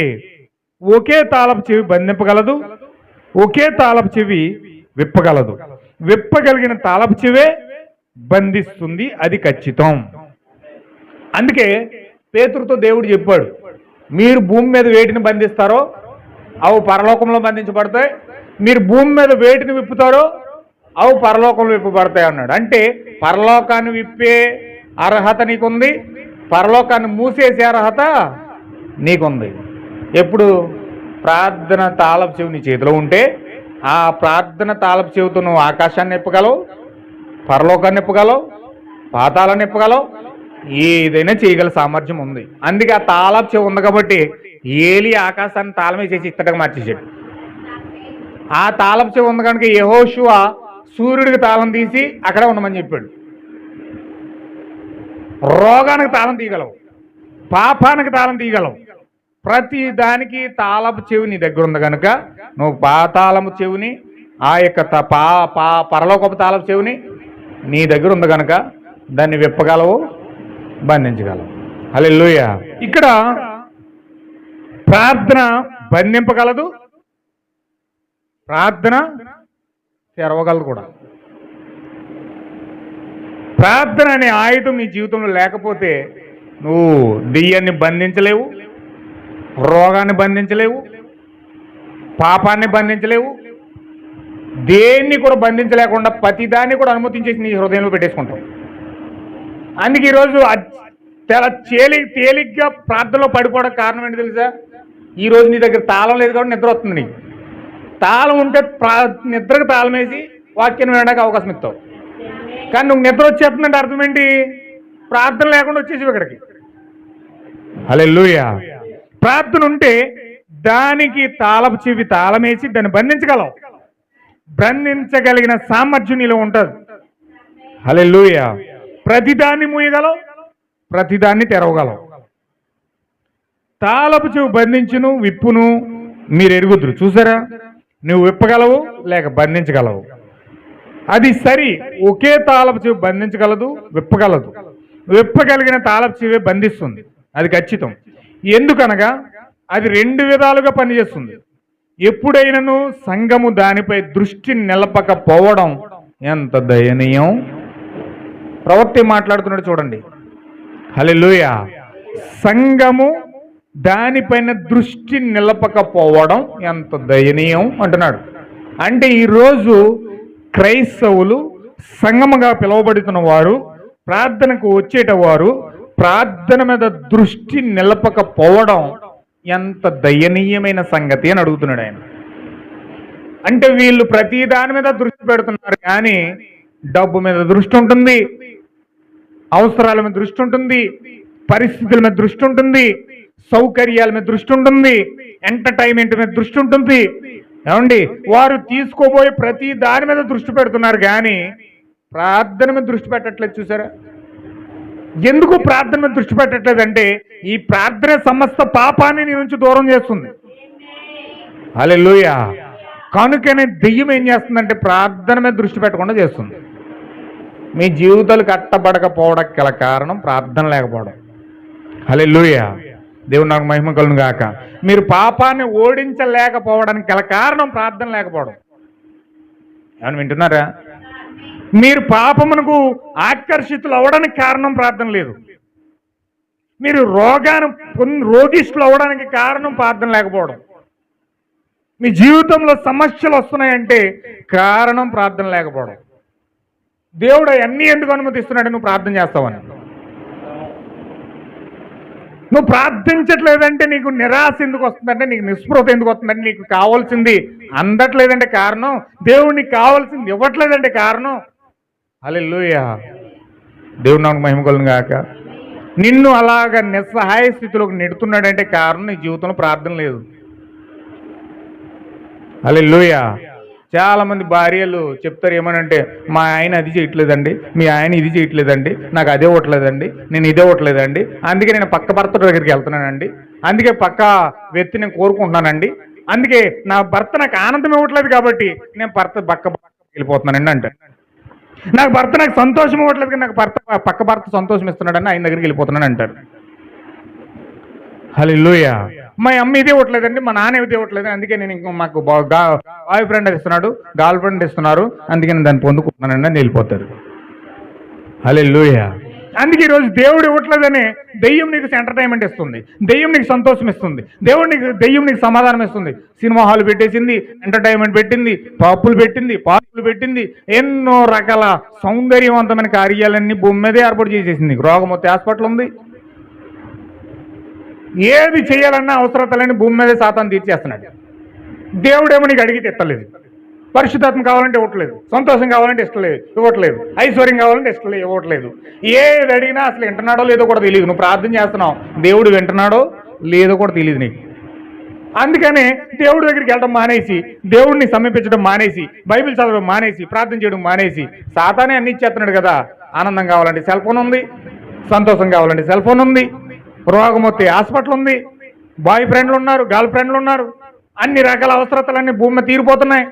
రకరకాల అన్ని కార్యాలు భూమి మీద సౌకర్యవంతంగా ఉన్నాయి కాబట్టి ఆడిచ్చాను నా దగ్గరికి వెళ్తాం, ఈడిచ్చాను ఈడి దగ్గరికి వెళ్తాం, ఏదో అలాగ సంతోషం తీర్చేసుకుంటున్నాం. కానీ నేను దేవుడి దగ్గర పొందుకోవాలి, దేవుడే నాకు ఇవ్వాలి, దేవుడే నా భర్త, దేవుడే నా ఏకైక దైవం, ఆయన ఇస్తే నేను పొందుకుంటానని ఒక యథార్థమైన హృదయంతో దేవుణ్ణి సమీపించడానికి ఈరోజు ప్రార్థనను పక్కన పెట్టేశారు. హల్లెలూయా. ప్రార్థన నిర్లక్ష్యం చేయడం గల కారణం ఏంటంటే దేవుడు ఇవ్వట్లేదు. నీకు అడిగింది దేవుడు ఇప్పుడు ఒక ఆయన అన్నాడు, ఏమండి, కష్టాలని చెప్పుకుంటున్నాడు, బాధలని చెప్పుకుంటున్నాడు, నాది ఇలా చేశాడని అలా చేశాడు అలా చేశాడని ఆయన కుటుంబంలో బాధలని చెప్పుకుంటున్నాడు. నేనేమన్నానంటే, బ్రదరు మీరు విశ్వాసంగా కన్నీరు గార్చి ఒకరోజు ఉపవాసం ఉండి ప్రార్థన చేయండి, దేవుడు ఖచ్చితంగా సహాయం చేస్తాడు అని చెప్పేసి అన్నాను. ఆయన అన్నాడు, నాకు ఇప్పుడు లక్ష రూపాయలు కావాలండి, దేవుడు ఇమ్మంటే ఇస్తాడా? ₹1,00,000 కావాలి నాకు, దేవుడు ఇమ్మంటే ఇస్తాడా? ప్రార్థన చేయమంటున్నారు మీరు, ప్రార్థన చేసేది వచ్చేస్తాయా? ₹1,00,000 కావాలంటే వెళ్ళి పని చేసుకోవాలండి. ఏదో ఎవరో ఒకరిని అడగాలి. ఎవడో ఎవరు మంచి వ్యక్తి, నన్ను చూసిన వ్యక్తి, నా మీద జాలిపడిన వ్యక్తి నాకు ₹1,00,000 ఇచ్చేస్తాడు, నేను గడిపేసుకుంటాను అన్నాడు. మీకు తెలుసా సహోదరుడా, నువ్వు చాలా బాగా చెప్పావు, ఆన్సర్ చాలా బాగుంది, కానీ ఆ జాలి పుట్టించాలంటే దేవుడు వ్యక్తికి జాలి పుట్టించాలి కదా అన్నాను. అసలు నీకు ₹1,00,000 ఇవ్వాలంటే ఇచ్చేవాడు జాలి కలగాలి కదా మీద, మరి జాలి పుట్టించేది ఎవరు? నువ్వు ప్రార్థన చేసి వెళ్తే ఉపవాసం కనిపెడితే ఎవరో ఒకరికి జాలి పుట్టిస్తాడు, నీకు ₹1,00,000 అట్టుకొచ్చిస్తాడు. అర్థమైందండి ఇప్పుడు అంటున్నాడు. హల్లెలూయా. అంటే ఎవడో ఒకటి ఇచ్చేస్తే ₹1,00,000 అట్టుకెళ్ళి కాలం గడిపేసుకుంటే దేవుడు చేయలేదు ఇది. అంటే తన దృష్టి ఏంటంటే దేవుడు చేయలేదు, మనిషి ఎవడో ఇచ్చాడు అనుకుంటున్నాడు అంతే. కానీ ఆ బుద్ధి పుట్టించి, ఆ జాలి పుట్టించి నిన్ను అవసరం తీర్చడానికి దేవుడు ఆ వ్యక్తిని ఏర్పాటు చేశాడన్న సంగతి ఈ వ్యక్తికి తెలియదు. హల్లెలూయా. దేవుడు కనికరం పుట్టిస్తే సమస్తము చేయవాడు ఆయనే. శక్తి చేత కాదు, బలము చేత కాదు, సమస్తము దేవుని మూలంగానే జరగాలి. దయ పుట్టించాలన్న ఆయనే, కఠినపరచాలన్న ఆయనే. గాయపరిచేవాడు ఆయనే, గాయం కట్టేది కూడా ఆయనే. హల్లెలూయా. ప్రేమించేది ఆయనే, శిక్షించేది కూడా ఆయనే, సమస్తము కూడా చేసేది ఆయనే. ఎవరో ఏదో మనం చేసేస్తున్నారని కాదు, ఎవరో ఏదో ఊరకనే మన మీద పడిపోతున్నారని కాదు. దేవుడే నీ వద్దకు పంపించి నిన్ను పరీక్షిస్తాడు, నువ్వు వాక్యం కోసం ఎంత నిలబడ్డావని. ఆమేన్. హల్లెలూయా. వాక్యం కోసం నువ్వు ఎంత నిలబడ్డావు, నువ్వేం పొందుకోవడానికి నువ్వు ప్రయత్నం చేస్తున్నావు, అసలు నీ హృదయంలో ఏముంది, దాన్ని బయటికి తీసుకురావడానికి దేవుడు నీకు పరీక్ష అనుమతిస్తాడు. అనుమతించినప్పుడు ఖచ్చితంగా దాంట్లో గనక మనం నిలబడకపోతే, ఆ ప్రార్థించి దాని మీద దృష్టి పెట్టకపోతే, ఇది ఇటువంటి సమస్యలు వచ్చినప్పుడు మనం ఖచ్చితంగా ఏదో సమస్య వచ్చింది మనం ఏదో వెళ్ళిపోయామనుకుంటాం తప్ప దాని మీద మనం నిలబడలేమండి. ఎవరో ఒక పురుషుడిని తీసుకొస్తాడు భర్త లేనప్పుడు, నువ్వు నీ లోపల కోరికలు ఉన్నాయనుకోండి, నీ లోపల కామం ఉందనుకోండి, నీ లోపల దాహం ఉందనుకోండి, నువ్వేం చేస్తావంటే నువ్వు ఆ యొక్క భర్తను తెలియకుండా మరుగు చేసి నువ్వేం చేస్తావంటే ఆ వ్యక్తికి ఆహ్వానం ఇస్తావు. అసలు నీ లోపల కామానం ఉందో లేదో నీకు తెలియజేయడం కోసం, ఆశలు నీ హృదయంలో ఉన్నాయో లేదో తెలియజేయడం కోసం, దేవుడు ఆ యొక్క దాహాన్ని బయటికి చూపడం కోసం, నువ్వు పలానా వ్యక్తివి అని తెలియజేయడం కోసం ఎవడో ఒక దుర్మార్గుణ్ణి, ఒక లూసిఫర్ని, ఒక శరీరం ధరించుకొచ్చిన దెయ్యాన్ని నీ దగ్గరికి తీసుకొస్తాడు. నువ్వెంతవరకు వాక్యంలో నిలబడ్డావో తెలియజేయడానికి, నువ్వెంతవరకు వాక్యంలో నిలబడ్డావో తెలియజేయడానికి. ఆమేన్. హల్లెలూయా. దేవుని నామమునకు మహిమ కలుగును గాక. అయితే నువ్వు ఎప్పుడైతే ఆ పరాయ వ్యక్తికి అవకాశం ఇస్తా ఉన్నావో అప్పుడు అర్థమవుతుంది అనమాట, నువ్వు ఫెయిల్ అయిపోయి నీ జీవితంలో ప్రార్థనలు పడిపోయావు. ఎవరో ఒక అందగత్తిని తీసుకొస్తాడు, చూస్తాడు, ఆహా భలే ఉందరా అనుకుంటాడు, చాలా చక్కగా ఉందనుకుంటాడు, మనసులో మోహపు చూపులు చూస్తాడు. ఎందుకు అందమైన వ్యక్తిని, అందమైన స్త్రీని అక్కడికి ఎందుకు తీసుకొచ్చాడంటే కారణం ఎందుకు, అసలు నీ లోపల ఇంకా కోరుకుందా, దాహం ఉందా తెలియజేయడానికి.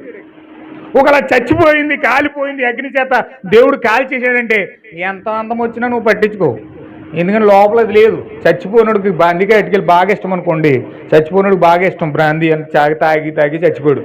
ఆ చచ్చిపోయిన వ్యక్తికి బ్రాందీగా ఎట్టుకెళ్ళి తాగరా ఆయన లేగరా అన్నారు అనుకోండి, లెగుతాడండి? లేచి తాగుతాడా? తాగడం, ఎందుకంటే చచ్చిపోయాడు. అలాగే ఒక తిరిగి జన్మించిన వ్యక్తి పాపం విషయంలో చచ్చిపోయాడు అనుకోండి, ఎలాంటి కోరికల వ్యక్తి దగ్గరికి తీసుకొచ్చినా అతను పడ్డావు, ఆమె పడదు. ఎందుకంటే ఆమె లోపల లేదు, అది లోపల ఉందనుకుంటే ఖచ్చితంగా అది పైకి మొలుతుంది. చెట్టు నరికేసిన మొద్దులో నుంచి మొలక వస్తుంది ఎప్పుడు గొప్ప. హల్లెలూయా. చెట్టు నరికేయడం కాదు, అసలు దేవుడు చెప్పాడు ఏళ్లలో నుంచి పెకాల నుంచి లాగేమన్నాడు. ఏళ్లలో నుంచి లాగాలంటే తిరిగి జన్మించాలి. కొంతమంది ఏం చేస్తారంటే చెట్టు నరకరండి, కొమ్మలు నరుకుతారండి. కొమ్మలు నరికి ఈ పాపాన్ని తీసేసుకుని పక్కనెట్టేసి ఈ పాపాన్ని తీసి పక్కనెట్టేసి చెట్టు అలాగ ఉంచేస్తారంట. అది ఎప్పుడైనా నీరు వాసన తాగింది కానీ వెంటనే మొలకెత్తేస్తుంది.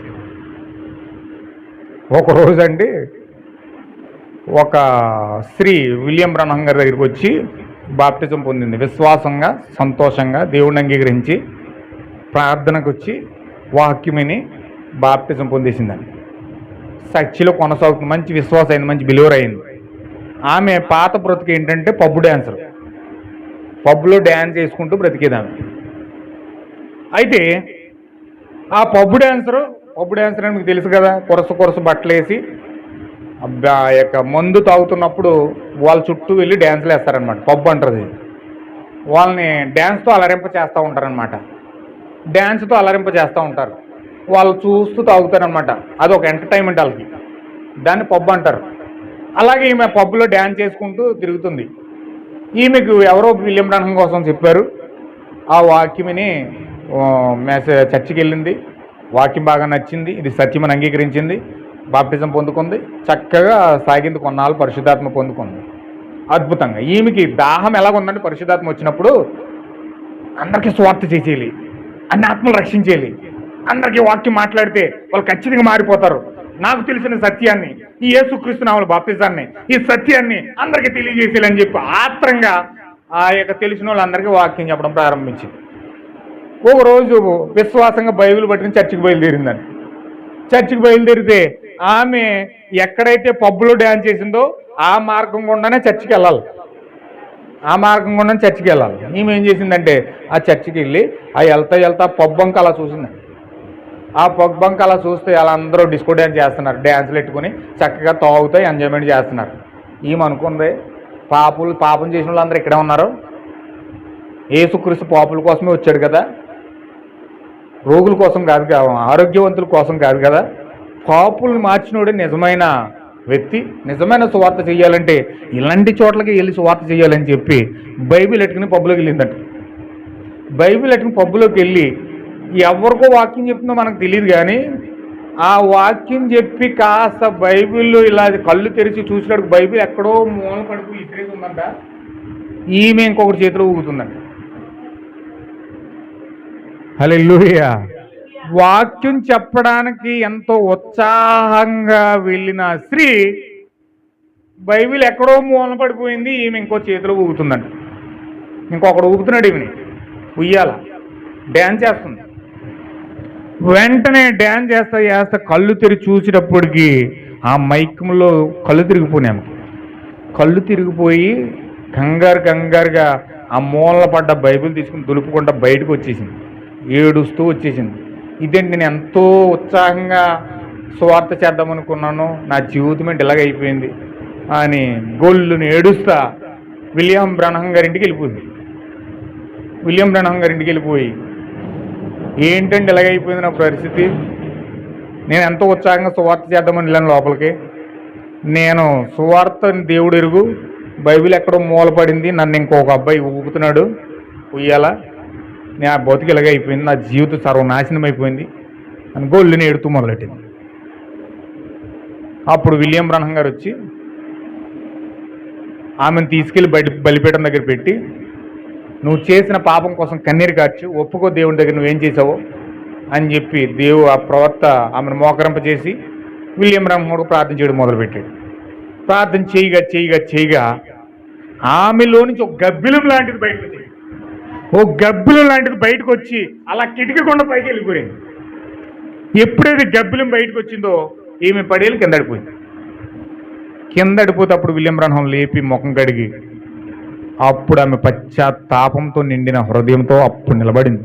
ఆమెలో దూరనే దెయ్యం వెళ్ళిపోయింది. చూసారా, ఆ పబ్బులోకి వెళ్ళినప్పటికీ వెంటనే పబ్బులో ఉన్న ఆత్మలోకి వెళ్ళిపోయింది. పబ్బులోకి వెళ్ళి సువార్త చేద్దాం బైబిల్ పట్టుకుని వెళ్ళిన ఆమె పబ్బులోకి వెళ్ళిన వెంటనే పబ్బులో ఉన్న గబ్బిలం ఆమె హృదయంలోకి వెళ్ళిపోయింది. అందుకే కొన్ని చోట్లకి వెళ్ళొద్దు అన్నాడు ప్రవక్త. అన్ని పరిశుద్ధపరచబడిన స్థలాలు కాదు, అన్ని పవిత్రపరచబడిన స్థలాలు కాదు. కొన్ని చోట్ల కొన్ని ప్రభావాలు ఉంటాయి, కొన్ని చోట్ల కొన్ని దెయ్యాలు ఉంటాయి. ఎప్పుడైతే ఆ స్థలంలోకి వెళ్ళామో ఆటోమేటిక్గా మనకు తెలియకుండానే అభిషేకం మన మీద పడిపోతుంది. ఆటోమేటిక్గా తెలియకుండానే ఆ ప్రభావం మన మీద పడిపోతుంది. వెంటనే ఆ ప్రభావంలోని మనం ఇంకా తేరుకోలేము. అందులో నింపబడి ఆ ప్రభావం చేతే ఎడవబడతామండి. ఎందుకు ఏడుస్తున్నామో, ఎందుకు భరిస్తున్నామో, ఎందుకు పడుతున్నామో, ఎందుకు లేస్తున్నామో మనకు అర్థం కాదు. కొన్ని చోట్ల కొన్ని ప్రభావాలు ఉంటాయి. ఈమె ఎప్పుడైతే వెళ్ళిందో ఆ ప్రభావం పడిపోయి ఆ గబ్బలం లోపలికి వెళ్ళిపోయింది. లోపలికి వెళ్ళిపోయిన తర్వాత వెంటనే అక్కడికి వెళ్ళిన తర్వాత గబ్బలం బయటికి వెళ్ళింది, ప్రార్థన చేశాడు. నేను చేసిన ప్రాబ్లం ఏంటండి, నేను చేసిన తప్పు ఏంటండి అని విలియం బ్రన్హం గారు నా స్త్రీ అడుగుతుంటే అప్పుడు విలియం బ్రన్హం అన్నాడు, కుక్క తన వాంతికి తిరిగినట్లుగా మనము ఏదైతే విడిచిపెట్టామో దాని వైపు కన్నులెత్తి చూడకూడదు. దేవుడు కుక్క తన వాంతికి తిరిగినట్లు ఎందుకు వాడాడంటే ఆ పదం, ఏదైతే పాపాన్ని విడిచిపెట్టామో తిరిగి ఆ పాపం వైపు నువ్వు చూడకూడదు. చూసావు గనుకనే, నువ్వు చూపేసావు కాబట్టి ఆ ప్రభావం నీ మీద పడ్డది. వెళ్ళి అంటున్నా అందులో దూరిపోయావు, నీ ప్రభావం నీలో దేవులు వెళ్ళిపోయింది. అక్కడ విలియం బ్రన్హం ఒక నిజమైన కాపరి అక్కడ ఉన్నాడు కనుకొని ప్రార్థించిన తర్వాత గబ్బలం బయటికి వెళ్ళింది, సన్నిధిలోకి వెళ్ళింది కనుక, మందిరంలోకి వెళ్ళింది కనుక ఆమె యొక్క ఆత్మను తిరిగి మరలా రిస్టోర్ చేసుకోగలిగింది. ఒకవేళ అదే ప్రభావంతో అదే ఆ గబ్బిలంతో ఆమె ఇంటికి వెళ్ళింది అనుకో, ఆమె పరిస్థితి ఏంటండి? అదే ప్రభావంతో అదే గబ్బిలం లోపల పెట్టుకుని అదే చూపులతో అదే కార్యాలతో ఇంటికి వెళ్ళిందంటే ఆమె పరిస్థితి ఏంటి ఒకసారి ఆలోచించండి. మళ్ళీ ఇంకెప్పుడు కూడా వాక్యం మీద తొంగి చూడదామే. ఆమె మొదటి స్థితి కంటే కడపటి స్థితి ఇంకా భయంకరంగా మారిపోతుంది. దెయ్యాలన్నీ ఎటక్క చేసి ఆమె జీవితం పూర్తిగా కొలాప్స్ అయిపోయే వరకు నాశనం, తన్ను తాను పూర్తిగా నాశనం చేసుకుంటారు. కానీ ఆమె దాన్ని గ్రహించి దేవుని ప్రవక్త అయిన విలియం బ్రన్హం దగ్గరికి వెళ్ళి ఎప్పుడైతే ప్రార్థన చేయడం మొదలుపెట్టిందో అప్పుడు ఆమె విడిపించబడి, ఆ దెయ్యం నుంచి విడిపించబడి మరలా యథాస్థితిలోకి వచ్చి మళ్ళీ జీవితంలో ఎప్పుడు అటువైపు తొంగి చూడలేదట. హల్లెలూయా, దేవుని నాకు మహిమ కలుగును గాక. చూసారా, ఈరోజు దేవుని పిల్లలు ఆ ప్రభావాన్ని విడిచిపెట్టుకోవడానికి ఆ ప్రార్థన మీద దృష్టి పెట్టట్లేదండి. లోకంలో నుంచి బయటికి రావడానికి వాళ్ళు ఇష్టపడట్లేదు, పాపంలో నుంచి బయటికి రావడానికి వాళ్ళు ఇష్టపడట్లేదు, చేసిన పాపాన్ని వదిలిపెట్టడానికి వాళ్ళు ఇష్టపడట్లేదు. దాన్ని ఇష్టపడుతున్నారు, దాన్ని ఆకర్షిస్తున్నారు, దాన్ని ఆకట్టుకుంటున్నారు, దాన్ని ఆ విధంగానే వారి జీవితాలు ముందుకు పోవడానికి ఇష్టపడుతున్నారు. కానీ ఈ ప్రార్థన మీద వారి జీవితాలు దృష్టి పెట్టట్లేదండి.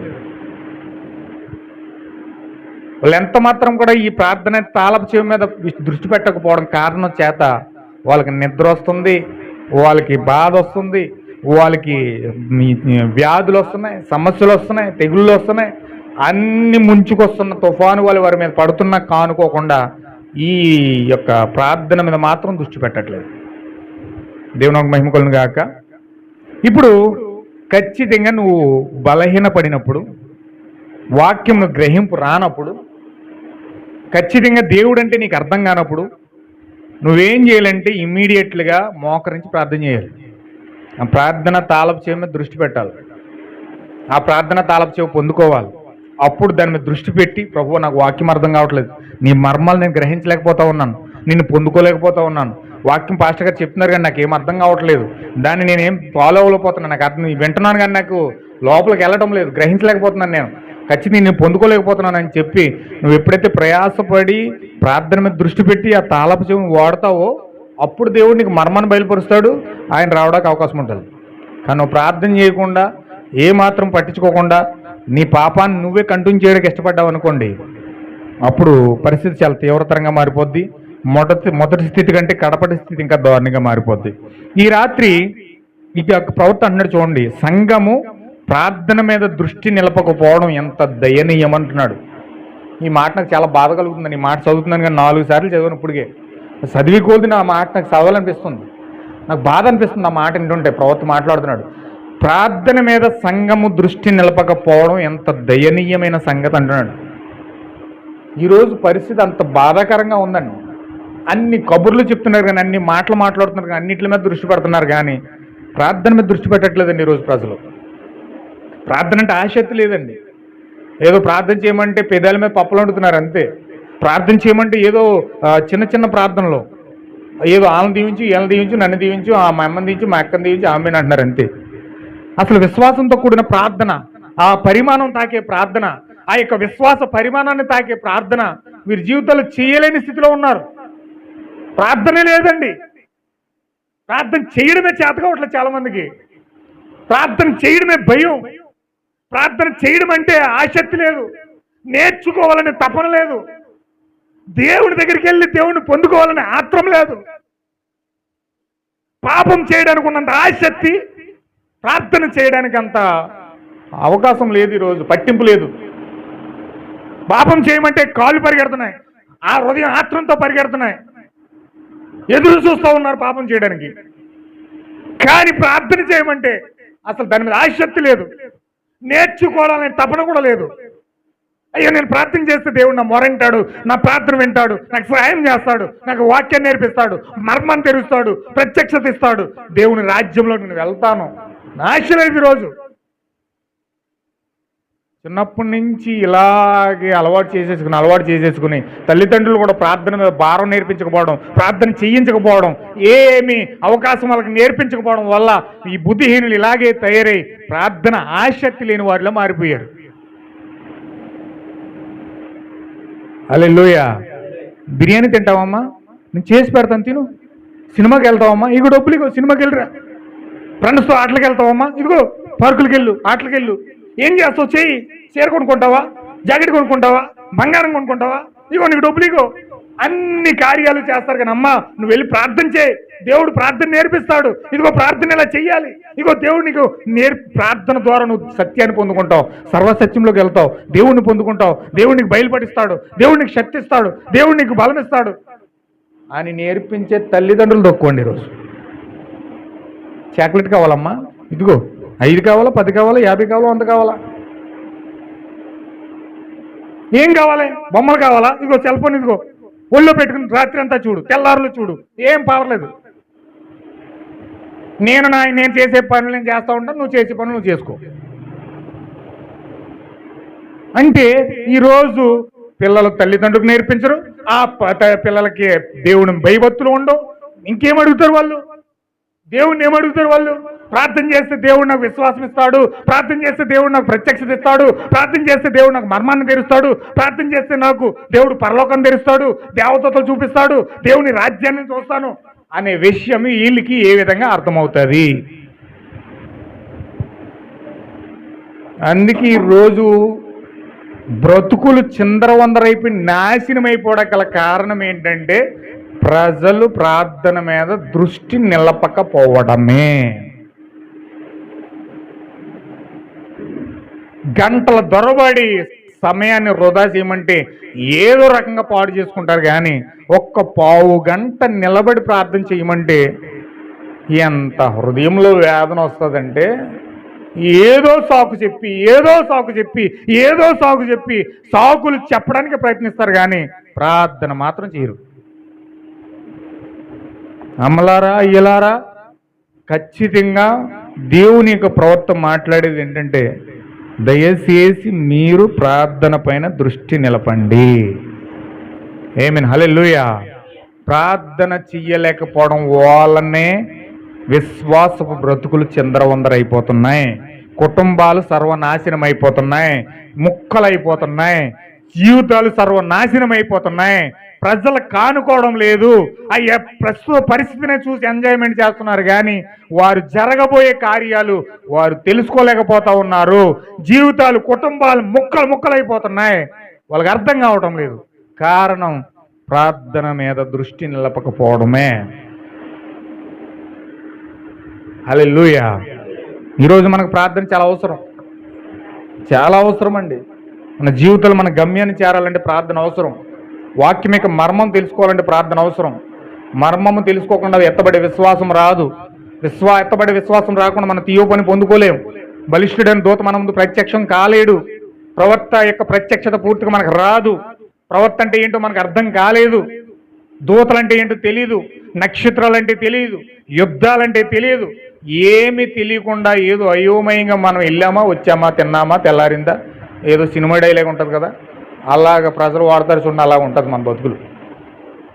లేచాము, తెల్లారింది, వండుకున్నాము, తిన్నాము, పనిలోకి వెళ్ళాము, వచ్చాము, పడుకున్నాము, మళ్ళీ తెల్లారిపోయింది.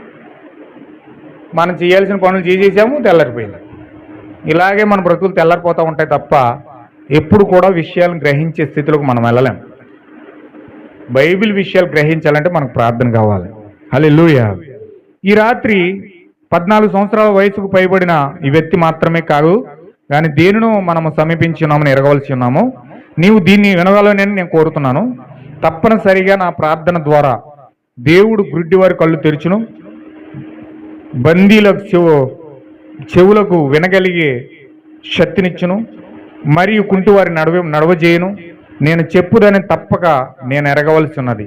మనం అంతమనకు చేరువలో ఉన్నాం, అది సరి. ప్రార్థనాపూర్వకంగా ఉండండి మరియు దృఢంగా ఇప్పుడు మనము ప్రార్థించినట్లయితే దేవుడు మనల్ని ఆశీర్వదించి మనలను మనుషులను గ్రహింపు తెరిచి మనము జీవిస్తున్న గడియను తెలుసుకున్నట్లు చేయను. ఆమేన్. హల్లెలూయా.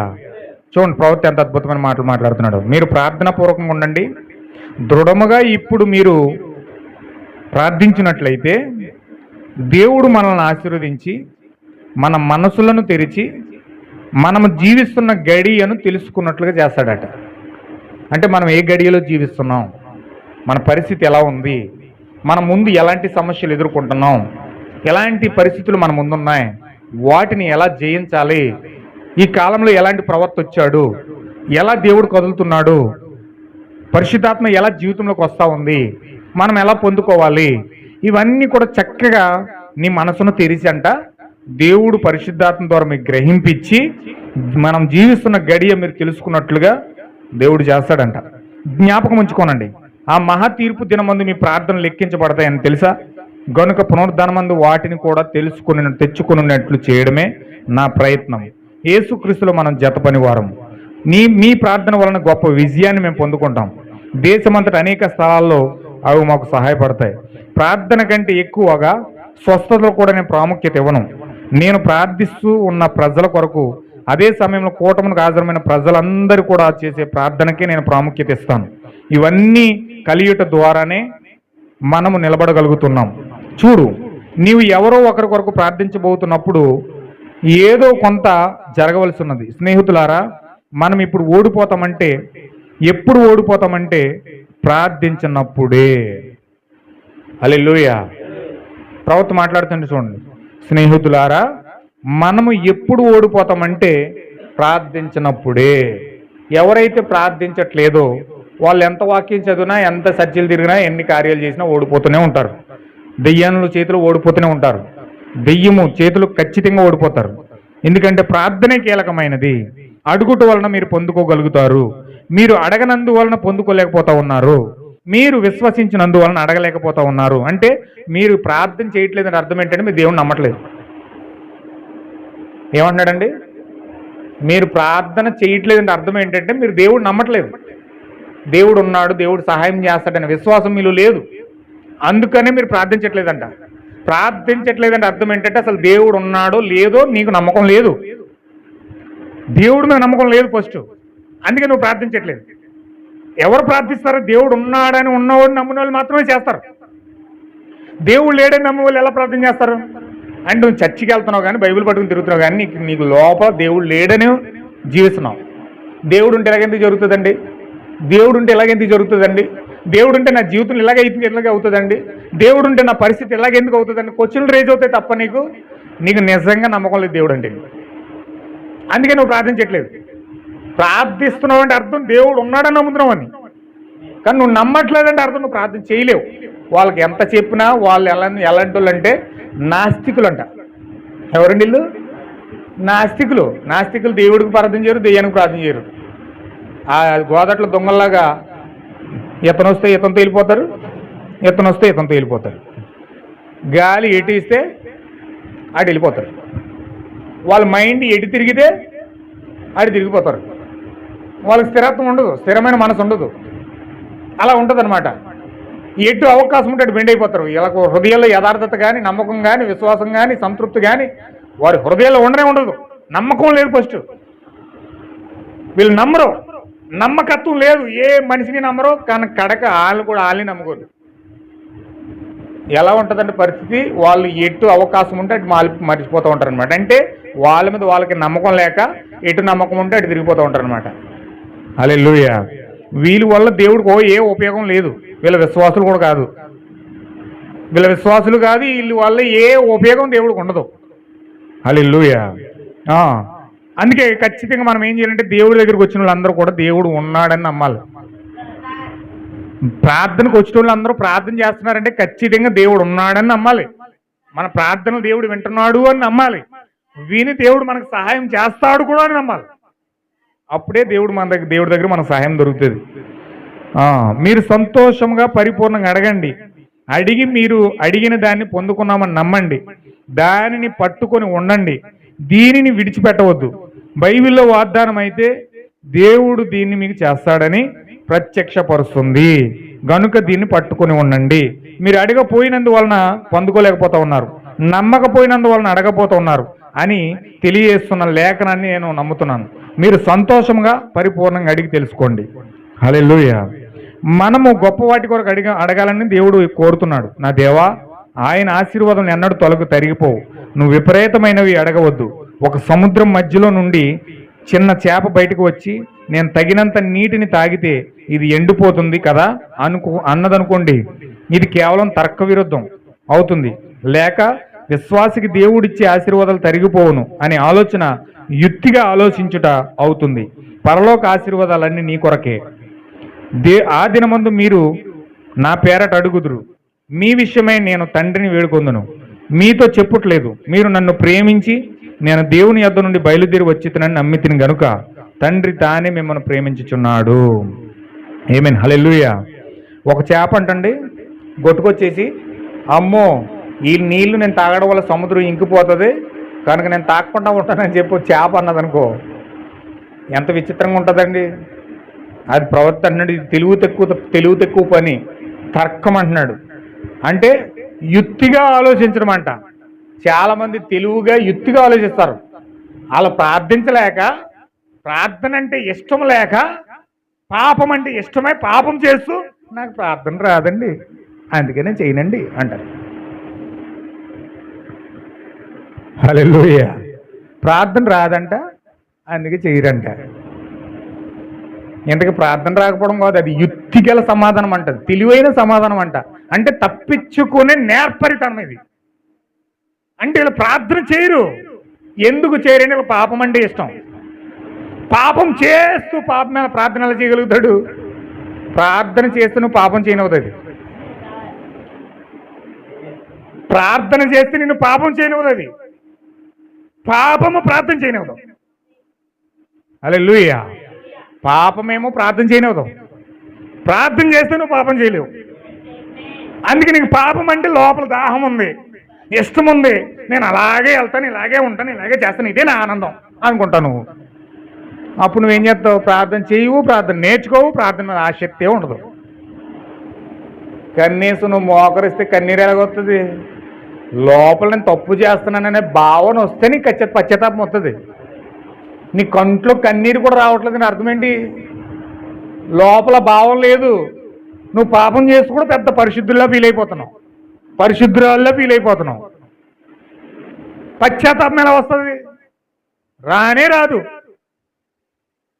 హల్లెలూయా. ఈ చేప సముద్రంలో నుంచి బయటకు వచ్చేసి అమ్మో నేను నీళ్ళు తాగితే సముద్రం ఇంకిపోతుందేమో అన్నంత ఆలోచిస్తే ఆ చేప బుద్ధిహీనత. అది నువ్వు ఆ చేప ఎన్ని నీళ్ళు తాగినా చేపనే చచ్చిపోవాలి, కానీ సముద్రం మాత్రం ఇంకిపోదు అక్కడ. అలాగే నువ్వు ప్రార్థిస్తే దేవుడు ఏదైనా చేయగల సామర్థ్యుడైనా, కానీ నువ్వు ప్రార్థన చేయడానికి ఇష్టపడలేదు. ఎందుకంటే నువ్వు పాపంలో జీవించడానికి ఇష్టపడుతున్నావు కనుక. నీకు పాపం అంటే ప్రీతి, నీకు పాపం అంటే ఇష్టం, నీ పాపంలోని జీవించడానికి నువ్వు పురుకొల్పుకున్నావు, నీ మనసుని కుదుర్చుకున్నావు కనుక నువ్వు ప్రార్థన చెయ్యజాలవు కూడా. హల్లెలూయా. కానీ దాంట్లోని బయట పడాలని ఆశ నీకు ఉన్నదనుకో, దాంట్లో నుంచి బయట పడి నేను దేవుని దగ్గర యథార్థంగా ఉండాలి అని ఆశ కలిగిందనుకో, అప్పుడు నువ్వేం చేస్తావు? ప్రభువా నేను తప్పు చేస్తున్నాను, నన్ను క్షమించు, ఇప్పుడు వరకు నేను అపనంకంగా ఉన్నాను, అవిధేయతగా ఉన్నాను, నన్ను క్షమించు ప్రభువా, ఇక్కడి నుంచి నేను అలా ఉండను అని నువ్వు ఎప్పుడైతే దేవుడి దగ్గర గోజాటకు ప్రయత్నం చేస్తున్నావో అప్పుడు దేవుడు సహాయం చేస్తాడు. అప్పుడు పశ్చాత్తాపం వస్తుంది, విరిగి నెలిగిన మనసు వస్తుంది, అప్పుడు కన్నీరు వస్తుంది, అప్పుడు దేవుని పొందుకోవడానికి ఆసక్తి చూపిస్తావు, అప్పుడు దేవునికి బయలుపరుస్తాడు. హల్లెలూయా, దేవుని నాకు మహిమ కలుగును గాక. అందుకే నా ప్రియమైన సహోదరులారా, ఎవరైతే ఆ విధంగా ప్రార్థిస్తున్నారో, తప్పు చేస్తున్నాననే భావనతో, దేవుడికి దూరం అవుతున్నాననే భారముతో, బాధతో ఎప్పుడైతే దేవుని వైపు తిరుగుతారో అప్పుడు దేవుడు మనకు సహాయం చేస్తాడు. హల్లెలూయా, దేవుడు నాకు మహిమ కలుగును గాక. ఇంకొక 2 కోడ్స్ ఉన్నాయి, నేను అది చదివి వినిపించి నేను ముగించేస్తాను. కొంచెం జాగ్రత్తగా మీరు వినండి, ఎందుకంటే నేను చాలా పెద్ద సబ్జెక్ట్ ఎందుకు ఎంచుకున్నాను. దేవుడు ప్రవక్త యొక్క కోర్స్ నేను చదివి మీకు వినిపిస్తే ఖచ్చితంగా మీరు, నేను మాట్లాడే మాటలు కాదు, ఇది ప్రవక్త ద్వారా మాట్లాడే మాటలు. ఖచ్చితంగా మీరు ఇప్పుడు వినకపోయినా, మీరు ఈ చెవి నుంచి అన్ని ఈ చెవితో విడిచిపెట్టేసినా, దాన్ని గ్రహించకపోయినా ఖచ్చితంగా ఏదో ఒక సమయంలో దేవుడు ఈ మాటలన్నీ ఖచ్చితంగా మీకు జ్ఞాపకం చేస్తాడు, ఖచ్చితంగా మీకు గుర్తు చేస్తాడు. ఈ మాటలు మాత్రం వ్యర్థంగా మాత్రం పోవు. 100%కి 1000% దేవుడు ఖచ్చితంగా ఒకనొక సమయంలో మీకు జ్ఞాపకం చేసుకునే సమయం వస్తుంది. హల్లెలూయా, ఖచ్చితంగా వస్తుందండి. నేను ఏ విశ్వాసంతో మాట్లాడుతున్నానంటే, ఇక్కడ ఏ బలంతో మాట్లాడుతున్నానంటే, నేను ఏదో వ్యర్థంగా పలకట్లేదు కానీ, వ్యర్థంగా మాట్లాడట్లేదు కానీ, ఖచ్చితంగా నీకు జ్ఞాపకం వచ్చే కాలం వస్తుంది, ఖచ్చితంగా నీకు గుర్తుకొచ్చే కాలం వస్తుంది. ఖచ్చితంగా దేవుడు ఆ సమయంలో దేవుడు ఈ విషయాలన్నీ నీకు తేటతల్లం చేస్తాడు. నేను ఉండినా ఉండకపోయినా, భూమి మీద ఉన్నా చచ్చిపోయినా, దేవుడు ఖచ్చితంగా నీకు ఆ సమయంలో జ్ఞాపకం చేస్తాడు. ఖచ్చితంగా ఆ విశ్వాసంతో మాట్లాడుతున్నాను. నేను ఏ విశ్వాసం మాట్లాడుతున్నానో నేను ఎరుగున్నాను, అందుకే బలంగా ఈ విషయాలు మాట్లాడుతున్నాను. హల్లెలూయా, దేవుడు ఖచ్చితంగా దీన్ని మీకు జ్ఞాపకం చేస్తాడు. దేవుడు మిమ్మల్ని దీవించును గాక. హల్లెలూయా. ఇప్పుడు మనం పరిశుద్ధాత్మ అంటే ఏంటి అనే విషయం కోసం కొన్ని విషయాలు మీకు ఇస్తాను. ఇప్పుడు మనం పరిశుద్ధాత్మ కోసం ఎదురు చూడాలి. ఆ మరియ వలె, ఆ సిమియోను వలె, ఆ యొక్క హన్నా వలె మనం పరిశుద్ధాత్మ కోసం ఎదురు చూడాలి. పరిశుద్ధాత్మ అంటే ఏంటి అసలు, దాన్ని ఏ విధంగా పరిశుద్ధాత్మ ఉంది? దేవుడు పరిశుద్ధాత్మ అనే బుక్లో దేవుని యొక్క తృప్తిపరచు భాగము అనే మెసేజ్లో దేవుడు మాట్లాడుతున్నాడు.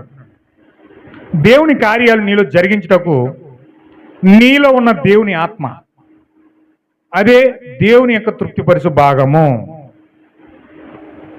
ఇదేమన్నాడు చూడండి, దేవుని కార్యాలు నీలో జరిగించడానికి దేవుని యొక్క ఆత్మ నీలో నివాసం చేస్తుందట.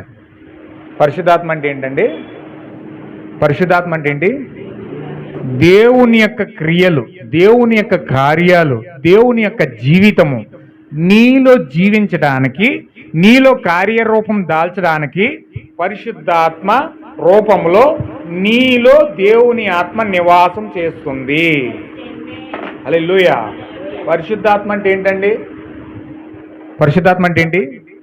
గొంతులేయడం కాదు, చప్పట్లు కొట్టడం కాదు, గదిలోకి వెళ్ళి తలుపులేసుకోవడం కాదు, పరిశుద్ధాత్మ విశ్రాంతి దినం చేయడం కాదు, పరిశుద్ధాత్మ అంటే నీతి వాక్యాలు వల్లించడం కాదు, నీతీకరణ కాదు, శుద్ధీకరణ కాదు.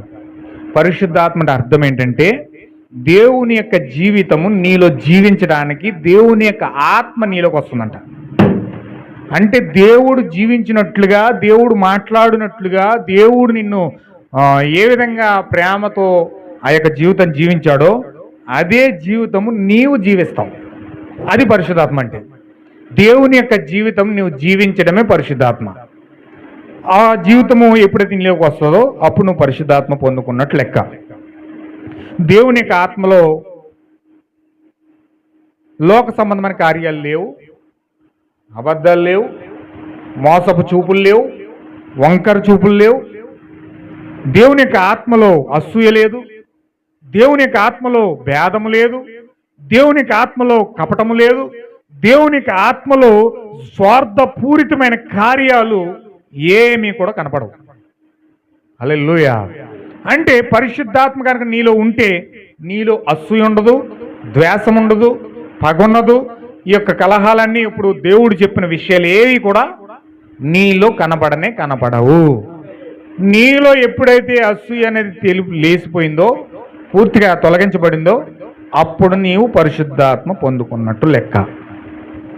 పరిశుద్ధాత్మను పొందుకుంటే నీలో అసూయ పనిచేయదు, స్వార్థము పనిచేయదు, కఠినత్వం పనిచేయదు, ఖచ్చితంగా లోకానుసారమైన జీవితం నీలో ఉండదు. హల్లెలూయా. పరిశుద్ధాత్మ పొందుకుంటే ఆ యొక్క జీవితం మనలో ఉంటుంది. అదే పరిశుద్ధాత్మ అన్నది. అది శక్తి, అది ఒక ముద్ర, ఆదరణకర్త, ఉత్తరవాది, అది ఒక సూచన. ఓ మై, దేవుడు నిన్ను చేర్చుకొనినట్లుగా అది ఒక నిశ్చయత. హల్లెలూయా. అంటే పరిపూర్ణంగా నువ్వు దేవుని కుమారుడవు, దేవుడు నిన్ను స్వహస్తాల్లోకి తీసుకున్నాడు, దేవుడు నిన్ను హత్తుకున్నాడు, దేవుడు నీ జీవితంలోకి వచ్చాడు అని చెప్పడానికి ఒక నిశ్చయత ఏమిటంటే దేవుడు నీలోనికి రావడమై ఉన్నది. హల్లెలూయా. అది ఒక శక్తిగా ఉంటుంది. అంటే పరిశుద్ధాత్మ నువ్వు పొందుకుంటే ఏం పొందుకుంటావు? శక్తి పొందుకుంటావు, ఒక ముద్రించబడతావు, ఆదరణకర్తగా నీలో ఉంటాడు ఆయన.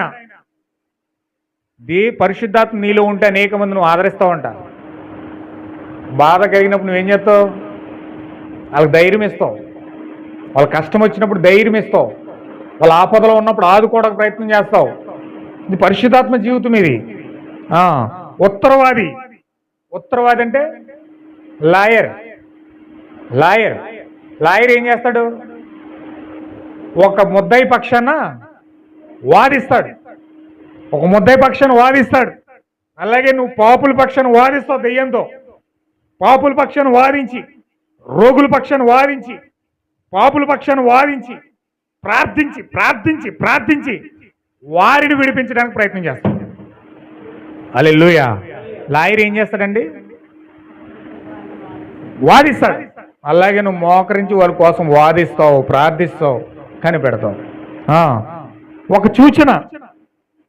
పరిశుద్ధాత్మ అనున్నది దేవుని యొక్క తెరవబడిన ద్వారము. అది ఏమిటి? అది దేవుని యొక్క తెరిచిన తలుపు. అది ఒక గుర్తు, అది ఒక ముద్ర, అది ఒక ఆదరణకర్త, ఒక ఉత్తరవాది, అది ఒక నిశ్చయత, అది ఒక విశ్రాంతి, అది సమాధానము, అది మంచితనము, అది స్వస్థత, అది జీవము. వీటన్నిటికీ దేవుని యొక్క శక్తి, దేవుని యొక్క తెరవబడిన తలుపు, క్రీస్తునకు అది తెరవబడిన ద్వారము. పరిశుద్ధాత్మ నీలో ఉన్న దేవుని వాక్యమే అన్నది. అంటే పరిశుద్ధాత్మ నీలో ఉంటే వాక్యం నీలో ఉంటుందంట. అది ఒక వాక్యం అంగీకరించడం ద్వారా తనకు తాను గుర్తింపు చేసుకుంటుంది. అంటే వాక్యము నీలోకి వచ్చి నేను నీలో ఉన్నాను అని వాక్యం తనంతట తానే గుర్తింపు చేసుకుంటుందంట పరిశుద్ధాత్మ నీలోకి వస్తే. ఇప్పుడు సంఘానికి పరిపూర్ణతతో కూడా కృప యొక్క దశలు, 3 దశలు: నీతీకరణ, శుద్ధీకరణ మరియు పరిశుద్ధాత్మ యొక్క బాప్టిజం, క్రొత్త జన్మ. వీటిని కలిగి ఉంటుంది విత్తనం. ఇప్పుడు నీవు తిరిగి జన్మించి పరిశుద్ధాత్మతో నింపబడినచో నువ్వు క్రైస్తవుడవు. అది జరగనంత వరకు నువ్వు సంపూర్తిగా ఆత్మకు లోబడవు. నీవు ఆత్మకు లొంగనిచో నీవు తిరిగి జన్మించలేవు. పరిశుద్ధాత్మ నీలో లేదు.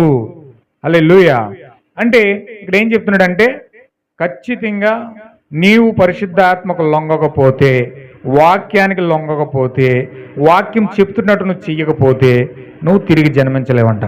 తిరిగి జన్మించకపోతే పరిశుద్ధాత్మ నీలో లేదంట. హల్లెలూయా. పరిశుద్ధాత్మ ఎప్పుడైతే మనం పొందుకుంటామో అప్పుడు ఖచ్చితంగా మనం తిరిగి జన్మిస్తాం. నా ప్రియమైన దేవుని బిడ్డలారా, ఖచ్చితంగా మనం పరిశుద్ధాత్మ పొందుకోవాలంటే, పరిశుద్ధాత్మ అంటే ఆదరణకర్త, పరిశుద్ధాత్మ అంటే ఉత్తరవాది, పరిశుద్ధాత్మ అంటే ఇక్కడ నిశ్చయత, విశ్రాంతి, సమాధానము, మంచితనము, స్వస్థత, జీవము, అలాగే తెరవబడిన తలుపు, అనేకమైన కార్యాలు పరిశుద్ధాత్మలో ఉన్నాయి. హల్లెలూయా. అంటే ఇవన్నీ కలిపి యేసుక్రీస్తు అయి ఉన్నాడు. యేసుక్రీస్తు మన జీవితంలోకి వస్తే మనం ఒక తెరవబడిన తలుపుగా ఉంటాం. యేసుక్రీస్తు మన జీవితంలోకి వస్తే ఒక సమాధానం మనలో ఉంటుంది. యేసుక్రీస్తు మన జీవితంలోకి వస్తే మంచితనం మనలో ఉంటుంది.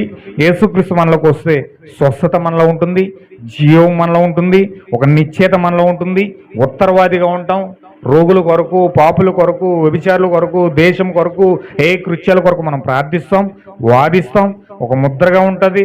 మనము జగత్ పునాది వేయబడక ముందు వాటి కొరకు ముద్రించబడ్డాం.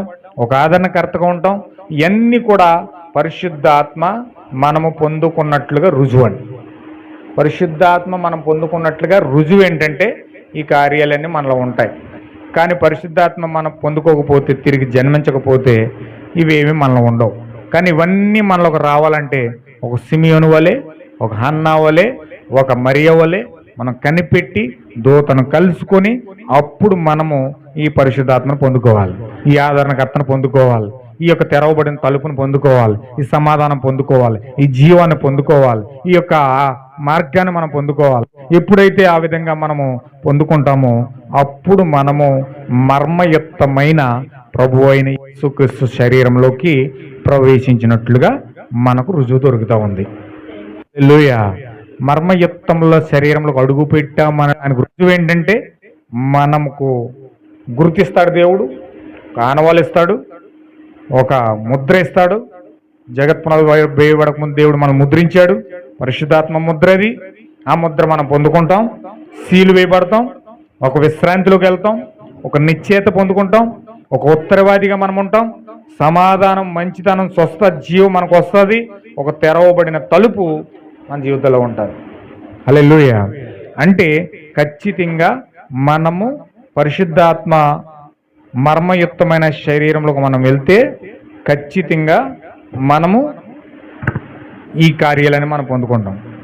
వాస్తవం మీరు గుండెల మీద చేసుకుని చెప్పండి, ఎంతమంది పరిశుద్ధాత్మ పొందుకున్నారు చెప్పండి ఒకసారి.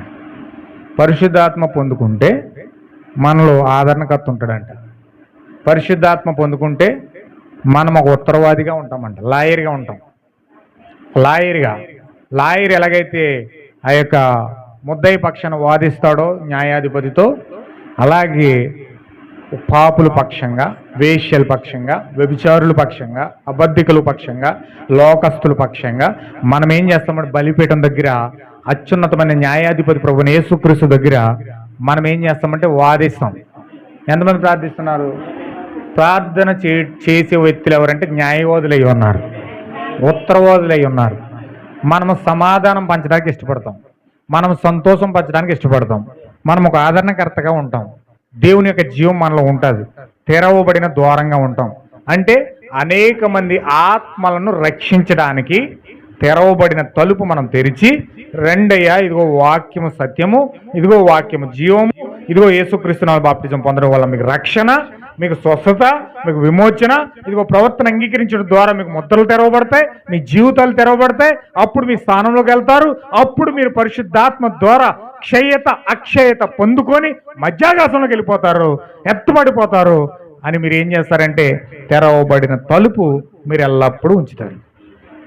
అంటే పరిశుద్ధాత్మ ఉంటే మీరు ఎప్పుడు ఇతరులను రక్షించడానికి ఇష్టపడతారు, ఇతరుల కొరకు ప్రార్థించడానికి ఇష్టపడతారు, ఇతరులకు స్వస్థపరచడానికి ఇష్టపడతారు, ఇతరులను రక్షించడానికి ఇష్టపడతారు. అనేకమైన కార్యాలు పరిశుద్ధాత్మ నీలో ఉంటే చేస్తాం. హల్లెలూయా. కానీ పరిశుద్ధాత్మ లేకుండా ఈరోజు సంఘం ఏం చెప్తుందంటే ప్రార్థన మీద దృష్టి పెట్టకుండా, దాని మీద సాక్షి ఏమాత్రం కూడా అవగాహన లేకుండా, ప్రత్యక్షత పొందుకోకుండా, దేవుని యొక్క దర్శనాన్ని పొందుకోకుండా, వ్యక్తిగతంగా దేవుని కలుసుకోకుండా, తిరిగి జన్మించకుండా ఏం చెప్తున్నారంటే వీళ్ళు నేను పరిశుద్ధాత్మ అలా ఉందంటున్నారు. ప్రార్థించట్లేదు, దేవుణ్ణి పొందుకోవట్లేదు, విశ్వాసంగా దేవుని కోసం కనిపెడతలేదు, ఏం చేయట్లేదు. కానీ మేము పరిశుద్ధాత్మ పొందేసుకుని మేము క్రైస్తవులు అని చర్చకి వెళ్ళిపోతున్నారు, టింగ్ వచ్చేస్తున్నారు, టింగ్ వెళ్ళిపోతున్నారు, తర్వాత వాళ్ళ పనుల్లో వారు నిమగ్నం అయిపోతున్నారు.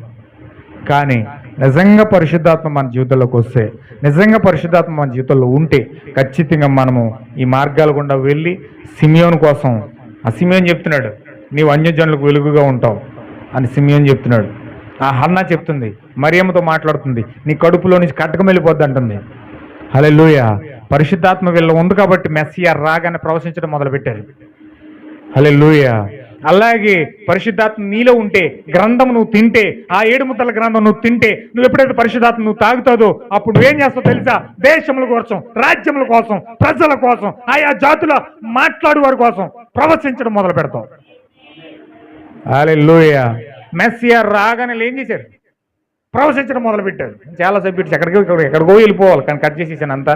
కానీ దేవుని కృపను బట్టి మరోసారి దేవుడు అవకాశం ఇస్తే అన్ని విషయాలు ఈ వర్తమానం ద్వారా మనం నేర్చుకుంటాం. చూడండి అక్కడ ఏం జరుగుతుందంటే ఖచ్చితంగా పరిశుద్ధ ఆత్మ రాగానే వాళ్ళు ప్రవశించడం మొదలుపెట్టారు.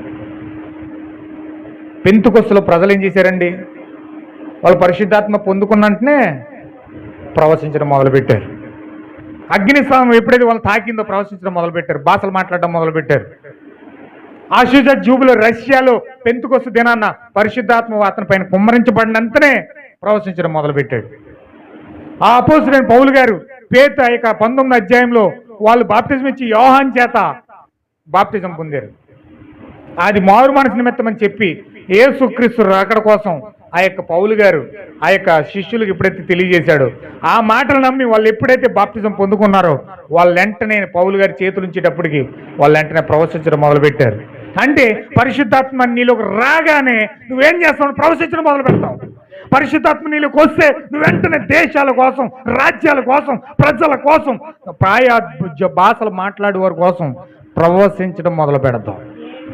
దేవుని యొక్క ప్రవచనాలు వెల్లడి చేస్తావు, దేవుని యొక్క వాగ్దానాలు వెల్లడి చేస్తావు. ఇదిగో దేవుని యొక్క రాకడ చూడండి, దేవుని యొక్క సత్యాన్ని చూడండి, దేవుని యొక్క విషయాన్ని చూడండి.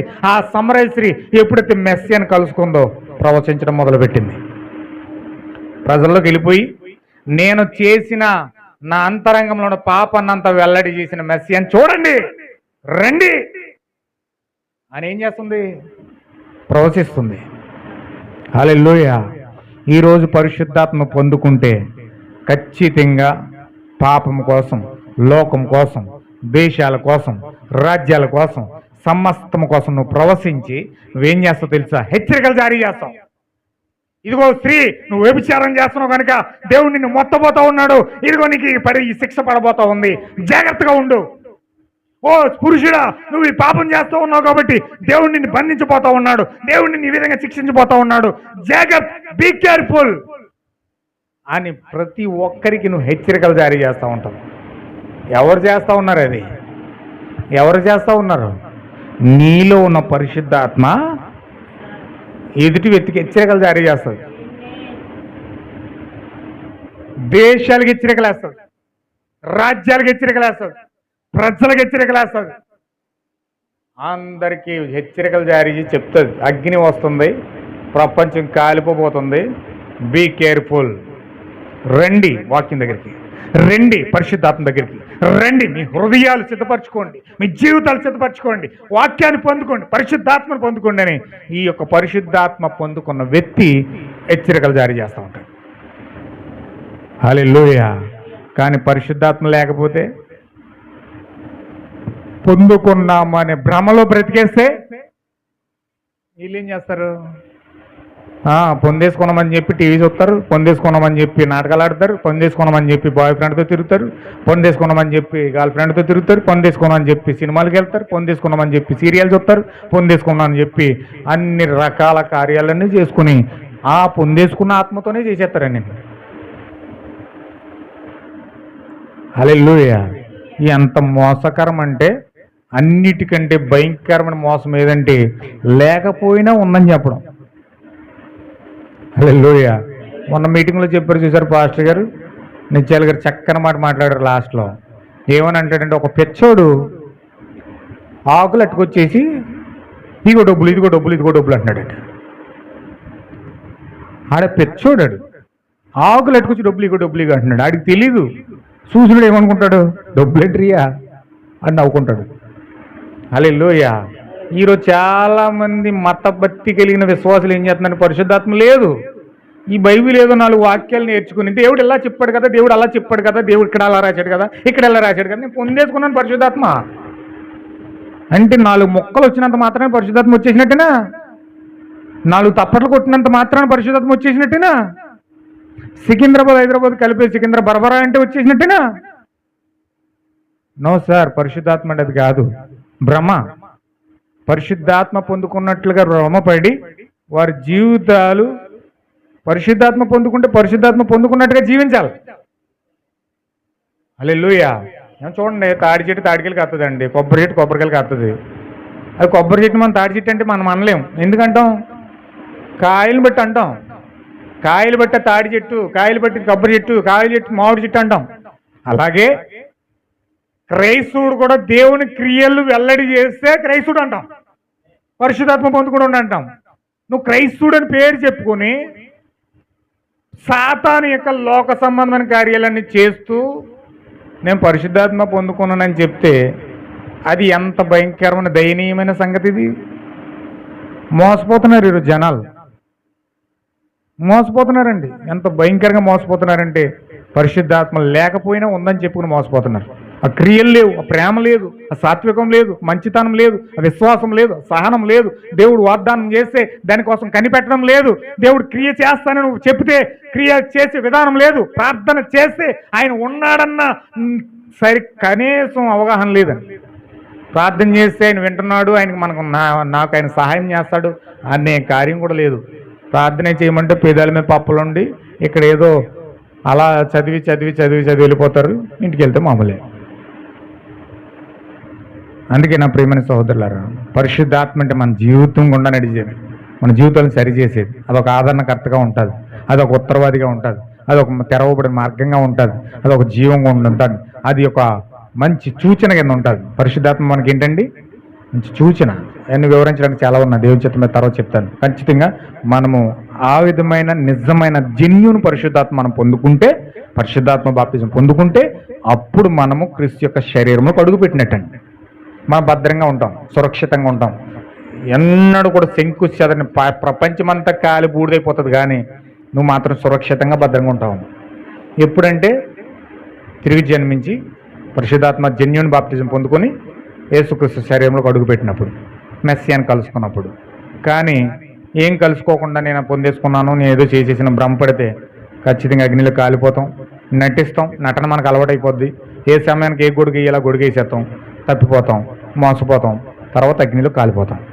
అందుచేత అలాంటి స్థితిలోకి మనం వెళ్ళిపోకుండా నిజంగా అన్నా వాళ్ళు ఎదురు చూసి, ఆ యొక్క సిమియోను వాళ్ళు ఎదురు చూసి, ఆ మరియ వాళ్ళు ఎదురు చూసి నిజమైన రాకడ గుర్తును మనం పొందుకొని, నిజమైన రాకడ మన జీవితంలో పరిశుద్ధాత్మ బాప్తిజంగా పొందుకొని, ఆ యొక్క పెంతెకొస్తులో పరిశుద్ధులు పొందుకున్నట్లుగా, ఆ యొక్క వాళ్ళ భాషలు మాట్లాడినట్లుగా మనం కూడా నిజమైన గ్రంథము తిని, 7 ముద్దల గ్రంథాన్ని తిని మనము కూడా అటువంటి స్థితిలోకి వెళ్ళాలని మనమందరం కూడా ప్రార్థన చేద్దాం. దేవుడు మిమ్మల్ని అందరినీ కూడా దీవించును గాక. ఆమేన్. ప్రార్థన చేద్దామండి.